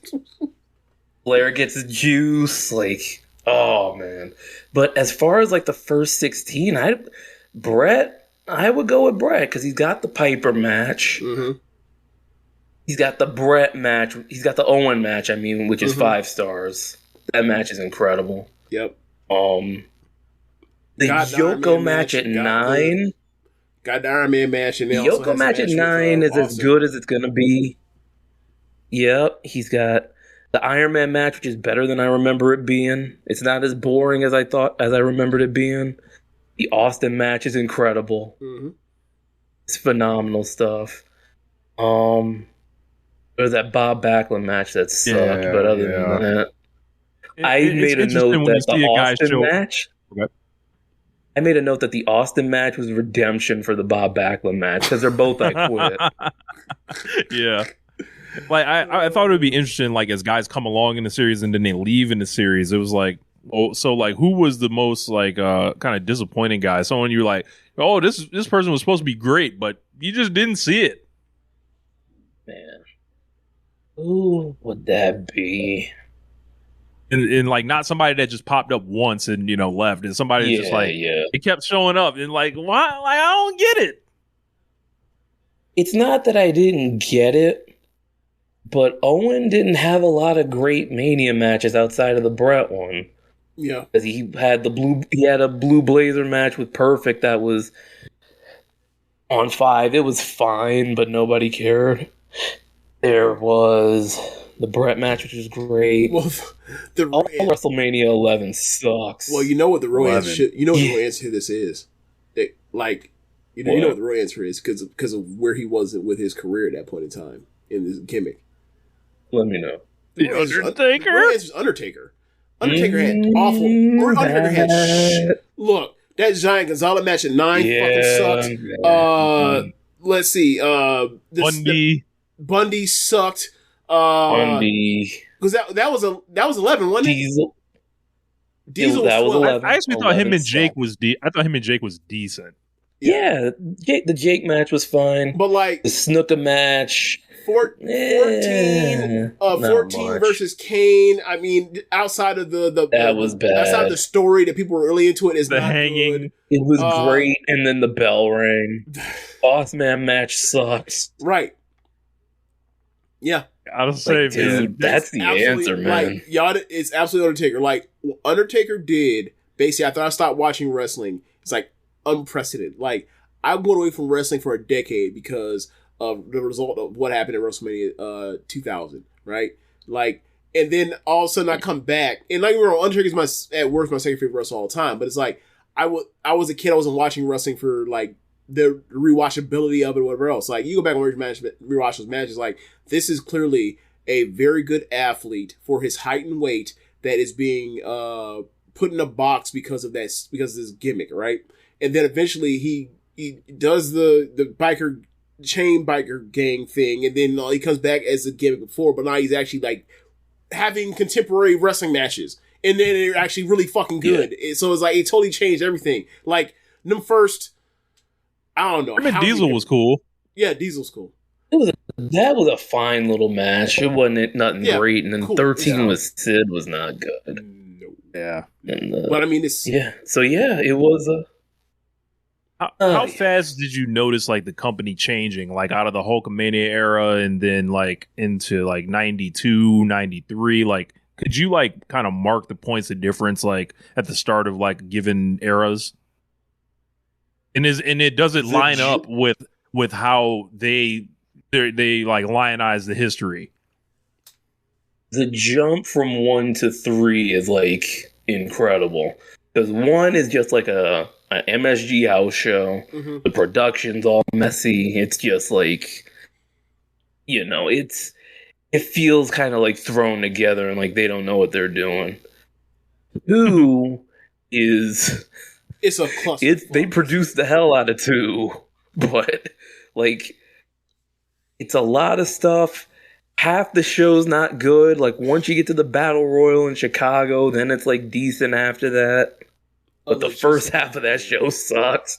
Roddy Piper, I almost said Booker T. Roddy Piper, Mr. T was, that was horrible. Roddy Piper, that's a name that needed to come up in the last conversation. Stinky matches? He ruined that Bob Backlund match. He ruined that one. Like, that wasn't great to begin with, but he just ruined that I Quit match. And then it's like, he retired at 3, but he only missed like 2 Manias until he went to WCW. Like, he kept coming back. Yep. So, but yeah, and then you got the Hulkamania era. Things get to like the early 90s, and then it's like, you don't really feel the loss of Hogan until 11, because WrestleMania 10 is like, it's a good self-contained show. It's in MSG. Yep. You got the Brett story throughout. You got the ladder match in between. So it does feel like there's a shift there, but it's not like you're not missing like Hogan. You're not missing the top guy. I have a run from 11 to 14 where it's like, hey, is this your new hero? Here's Diesel. Do you like him? Here's Shawn. Do you like him? Nah, the better one is like, how about Undertaker? Nah, I think it's funny because you're like, is it Diesel? Do you like him? Is like, the answer is no. They had to go to Hartford, Connecticut. Like, no. The answer is fucking no. Hartford, Connecticut. Hartford Civic Center. WrestleMania. Like, they had to go to Hartford and they had to bring in fucking Lawrence Taylor for the semi-main event. No, absolutely not. For the main event. The main event. Oh my god. That's right. Yeah. Man, and that Diesel Shawn match, people say that match is good. That match is not good. No, it is not. Because Diesel's not. Kevin Nash is not a very good wrestler. He's very not good at being a babyface. He's very lazy. There was just nothing there. Yeah, and then you feel that kind of gap between having the top guy and not having the top guy until Austin's on top. And then WrestleMania 14. Oh, go ahead. I would say, has anyone rewatched You've rewatched WrestleMania 12. I gotta ask you. Yeah. Forget how good the Iron Man match was or was not, right? I'm in the camp of thinking it's an awesome match, even for the hour, right? Now it is the hour plus the overtime. Now, regardless of whether or not that match should have won an hour or not, regardless of what you think of that match, did that match have to go an hour? Because if you look at that card, you'd be like, what else is gonna get time? Wouldn't you rather give Sean and Brett an hour and change? Dude, that Austin Savio Vega match, bro. I had to go dud on Stone Cold Steve Austin. Do you want to give more time for Roddy Piper and Dust or Goldust to do the backstage shit or the backlot shit, the gay panic stuff, which they cut into Austin and Vega to make even worse. To make it's hey, this is an OJ joke. Yeah. Great, let's go back to this heatless match. It's oh my god. Yeah, they had to go an hour. What else were they going to do? Were they going to put the smoking guns on the show against the Body Donnas? They bumped that to the free-for-all. And you've been watching these free-for-alls and stuff, too. What's the... Some of them. So what I did was I did my best to find, the live cuts of the show. To see, what got edited out and stuff. And just to... see that it's there. So I would get some of the pre-shows, WrestleMania 10. I got the free-for-all, which was Todd Pettengill and not Scotty the Body. What was Raven's Johnny Flamingo gimmick? Johnny Polo. He was Johnny Polo. Johnny Polo, sorry. Yeah, and I got 30 seconds of Johnny Polo, and I'm I'm good on you forever. Go away. You suck. So I got the pre-shows and the free-for-alls on some of these, and it got to a point for WrestleMania 2000. There's the WrestleMania All Day gimmick that they had on the pay-per-view, where it was 8 hours beforehand, and I found all 8 hours on Internet Archive. Don't tell me you watched that bullshit. And I thought about it. Oh I my really god! did, You even thought just about for the joke.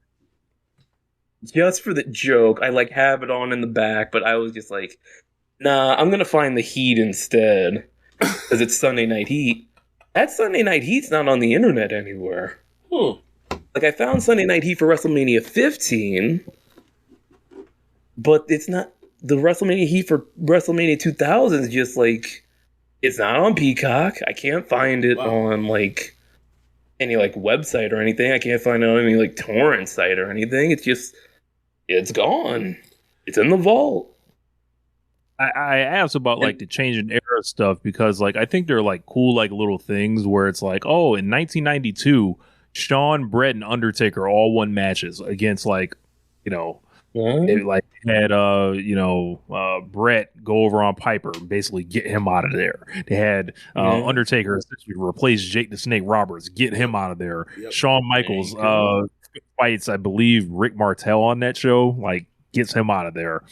And it's just I think things happen almost earlier than we realize sometimes. Mm-hmm. The way because I maintain that WWE used to be booked so well during those times where guys were there's none of this really in those times. Yeah, because there wasn't an expectation that people were going to be around for 20 years now. There was an expectation that you were going to be with us and we will rock with you until we realize we can't go any further with you, and then we will send you off to WCW, and then if something changes, we will bring you back. But we're always looking for something new, and like you had an age date, like get Randy Savage the fuck out of here and get Hogan the fuck out of here. They just turned 40. Now 40 is when you get pushed in WWE. Exactly. So yeah. Brewhaven's been asking a couple questions in the chat. I did not watch Clash of the Champions 1 to follow up WrestleMania 4. That would have been a good bit. I am glad you understood the opening of the WrestleMania 2000 review. I did the Conan O'Brien in the year 2000 bit. And I did not watch the Rage Party for WrestleMania 15, although that is on the internet. I don't even Internet know Archive, if you look that up, they did like not like an access thing, it's like a concert thing where it's like a bunch of people at like a rave or something, and then there's the wrestlers there and they're cutting promos, and Isaac Hayes performed at it. He did the song he did on South Park. Chocolate Salty Balls? Yes, Isaac Hayes performed at the WrestleMania Rage Party. Okay. I'm so glad I get to tell you this. So like the last question I kind of had written down is like up next is like WrestleMania 17, and like I'd like you to come back when you get further along in the series. Like one time I had a hot take was like it took them 17 years until they actually figured out how to do a WrestleMania, like mixing the matches with the stadium with the pageantry. Like, do you think that would be accurate, or did they because it just feels like there's gaps of uneven, just trash, like on a lot of different shows. Absolutely. They figured like three with the pageantry and everything feels like a great show. Yeah. It's an easy show to watch. And then they're back in stadiums for 7 and 8. 8's good. 8's pretty good. But it's like, then there's this long gap until like 14 where like the Manias are just like bottom tier. You get to 14 and it feels more like a WrestleMania, but like it's not a great show, but there's a great vibe. WrestleMania 14 is a vibe show. 15 is a Russo train wreck. 2000's a mess because they got too many people and they don't know how to like put the pieces together. 17 is where like everything comes together. Yeah. They're in the big stadium. They've got all the stars in the right spots. Like all the pieces are put together right. And it is this incredible show. And I feel like there's going to be from 17 on a lot more good than bad. So I'm excited. This is go ahead. No, I would say like the funny thing for me is like if you look back at historically what WrestleMania 17 is like, it's unquestionably one of the greatest WWE shows of all time, and on the short list of it, and like it gives you the kind of like what you think of as like the it gives you this definitive thing of like this is the end of the era when they do the thing with like Austin and Vince shaking hands, and then like the business goes down from there, because why the fuck would you ever do that? Yeah, they were like, it's the end of an era. Wait, but not like that. Come back. Please come back. Right. Please don't leave. I always maintain that the worst thing isn't that Vince and Austin like shook hands together at the end of the night, is that they like turned Austin heel again like 3 months later. Like that's like they gave you a mulligan. They gave you a chance to be like, all right, we can flip you back babyface and just keep it rolling. You know what a low-key mistake was? His first feud after he turns heel is with The Undertaker. And those two suck together. Pause. Those two are not good opponents for each other. You would think after the 50 times they wrestled in 1998 that they would understand that. They love but nope. Guys that love each other or whatever, but it's like, nah, bro, we don't love it. Like that's the thing, bro. Like I will say, look, that's true. The matches also drew like crazy. So that's probably another reason why they're like, look, bro, we going to house shows with this. We making big money. We know both of us who can take care of each other, all that kind of stuff. And, that buy rate for SummerSlam 98 is a thing. That viewership rating for that match they had back then was also a big deal. Like, they realized they were money together and they were going to keep doing it. And, both from Texas, I'm sure they had some kinship of like, look, all these other people's fuck ups, we're not fuck ups. We're pros. We trust each other. I'm not dealing with the clique. Let's just keep doing. Let's just keep whatever we can. Let's keep, run each other. It don't matter if it ain't got to be good. We don't give a shit. 2 out of 3 ain't bad. Shawn Michaels hearing that conversation. We all from Texas. We ain't no fuck ups. He's like looking around like, hold on. Taker's still taping his fists up. Yeah. But yeah, man. I'm excited to hit this next stretch, man. Absolutely, man. This is like when it gets good finally. Yeah, this is where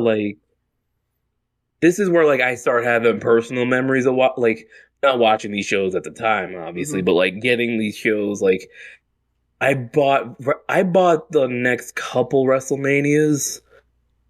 This is like 2015, by the way. I bought the next couple WrestleManias on VHS because we used to have a DVD VCR, like double-sided. And so I would use that to like get these shows for cheap and watch them. So like we're getting to a point now where I'm like, I have like personal stories with these shows that I can share as part of the whole project. So I'm excited to get those involved too. Because I haven't done a lot of wrestling that I have like a personal connection with, because I've done one Dynamite review because I don't really feel like adding my thoughts on Dynamite. Everybody does that. I did it once because I had some stuff to say. But other than that, it's been a lot of stuff that that I'm watching either for the first time or stuff that I never really talked about before. I have a match request series deal where if you donate $5 to Kofi.com/SuitWilliams, I will review any match you give me. The only actually have a match writer there is. Thank you. I actually have one in the bank that someone from VOW offered me. It is Kana versus Miko Satomura from what year? The upload date is 2017, but it's not from 2017. Right. I think it's from Shinjuku Face, it looks like. It's from Kana's produce show. Okay. I haven't looked up what year it was because I don't want to get spoiled on who wins. Okay, I've seen them. But I do have the match. I've seen them wrestle like 3 different times. They're all really good. Like, there are 2 that are like stand out from the third one that I saw. But yeah. Yeah, y'all keep giving me Puro and Yoshu to watch. And so it's like, all right, I'm going to watch it. Y'all paying for it. I watched Akira Hokuto versus Shinobu Kandori from All-Star Dream Slam. That's a match right there. I reviewed that match. I said it was 2 women mauling each other like bears. Yes. Like, that was wild. Bunch of bells in there. Like, hey, Rich, look, that's the AJW that does hold the fuck up, all right? That ain't no Dump Matsumoto. That's an all-time fucking match. Oh my god. Like, I am a person that's like, when it comes to Hokuto, I am in the, 90s AJW. Like, I am Manami Toyota, Aja Kong, then Hokuto,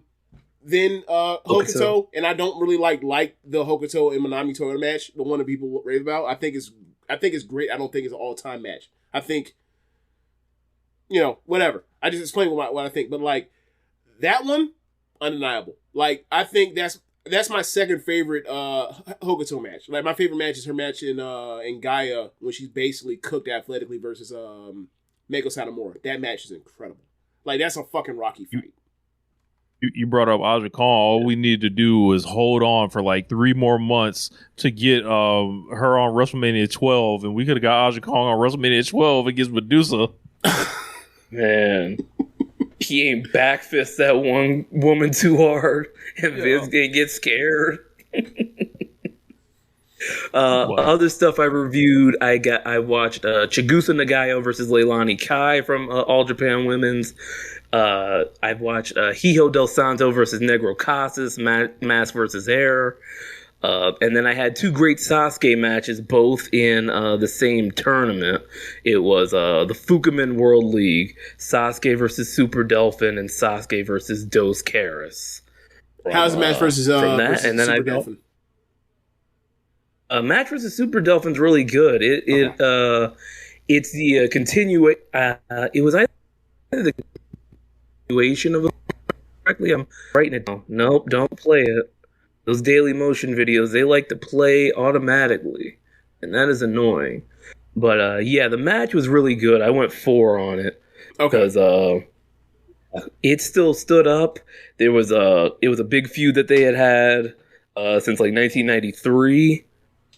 It was the first match they had since 1993 where they had a big feud. Okay. And yeah, it was really good. And then that Dos Caras match is good too. Like, because the finish of that match, it ramps up like it just ramps up out of nowhere because these two are having their match and it's fine. And then all of a sudden, Dos Caras power bombs apron to the floor. And it's like, Jesus Christ, this escalated quickly. Yeah. And then that's just the finish. Like, he rolls him back in the ring, does another move, and wins. And it's like, fuck, all right. That was awesome. But yeah, I got another one coming up. Hana versus Miko Satomura. I will watch that at some point this week. I got to get WrestleMania 17 watched. I'll do that tomorrow. Yeah, I'll do that tomorrow. And then, yeah, the train keeps on rolling. Wait, is Survivor Series this weekend? It is. It is. Yep. I got to do a preview. All right, so I got to watch that stuff for VOW. But yeah, got him. These WWE shows just sneak up on me, man. Just look up. Like, I remember. Oh, shit, there's a pay-per-view. I remember NXT had the Halloween Havoc last month. That popped up on me. I looked at that card and I was like, fuck this. I am not watching this show. I full on I went in the VOW Slack room and I said, Rich, there's no NXT this month. I'm not watching Halloween Havoc. Y'all want to give me Ethan Page and Trick Williams again y'all want to give me Ethan Page again. I think I blew off the other one too, the one with Joe Hendry in the main event. I'm like, no, I'm not doing this. Certain kind of wrestler profile you seem to be avoiding, Suit. Yeah, boring white dudes. Yeah. And I feel crazy when I talk about Ethan Page because I was one of the 12 people watching ROH last year when he was on it, and felt like he was turning a corner because he had turned babyface. Mm-hmm. He wasn't doing this all ego shtick no more. He was just being just a hardworking babyface. And and he was having good matches. He had that match at Final Battle last year against Tony Nese. The I Quit match was shockingly good, 4-star good. And it was has Ethan Page figured it out? And then it's nope, he went to NXT and he's doing the same stuff and he sucks again. So fantastic. The men's division in NXT sucks. Why aren't they pushing Javon Evans? That guy rocks, Javon Evans. Well, All right. I have some thoughts on how NXT is structured and why so many women are there, but they're not for this show. So, but Suit, I want to thank you for joining us, and make sure y'all read Williams Watches WrestleMania. Is it suitwilliams.com? Yes, suitwilliams.com. Bought the domain. Yes, sir. Man, you should throw some audio behind those too, and get them up on YouTube as well, or something. But yeah, man, I'll think about it. It's something I got. It's in the back pocket. I got a lot of ideas. Happy birthday coming soon to James. In 3 days, it is his birthday, so make sure y'all show James some love and all that. So happy birthday, James. Happy early birthday. Appreciate it, y'all. Appreciate it. My birthday's the day after Thanksgiving. It's on Black Friday, so there's really not much for me to do, right? But I appreciate it. It's still the same. So absolutely. Rich, do you want to plug the Chop Tees? Yeah, you guys see this hoodie that I got on? This nice, comfortable, stylish, hoodie. The One Nation Radio Dream Team, variant right there. If you want to feel like you are on the Dream Team as well, you can go to chop-tees.com. Pick yourself up, one of these shirts, one of these hoodies. Support the show, support your boys. Do it for James's birthday. Like if nothing else, you can go to onelifetimeworldwide.com, and we got even more One Nation Radio designs on there. And those ones go straight to me and James. So, whatever y'all do, break bread with your boys. All right, thanks for listening, y'all. If you are watching from the stream, be sure to go to the show notes in the podcast, and you can go to the Red Circle link there to donate there as well. And be sure to listen. Actually, one more thing. Yeah. One more thing. I got these here sweatpants too. Like these One Nation Radio right here. So you got on both sides, you got the logos there. So you gotta wear it from head to toe out here, baby. Yeah, be on the lookout for that as well. And listen to other shows on the network besides One Nation Radio. You have Keepin It Strong Style, All Things Elite, Imps WWE Adventure, Wrestling Art with Chris Things, Tunnel Talk, and the Trish and Wrestling Sarah. The Trish and Sarah Wrestling Podcast. Thanks for listening, y'all. Later. Peace.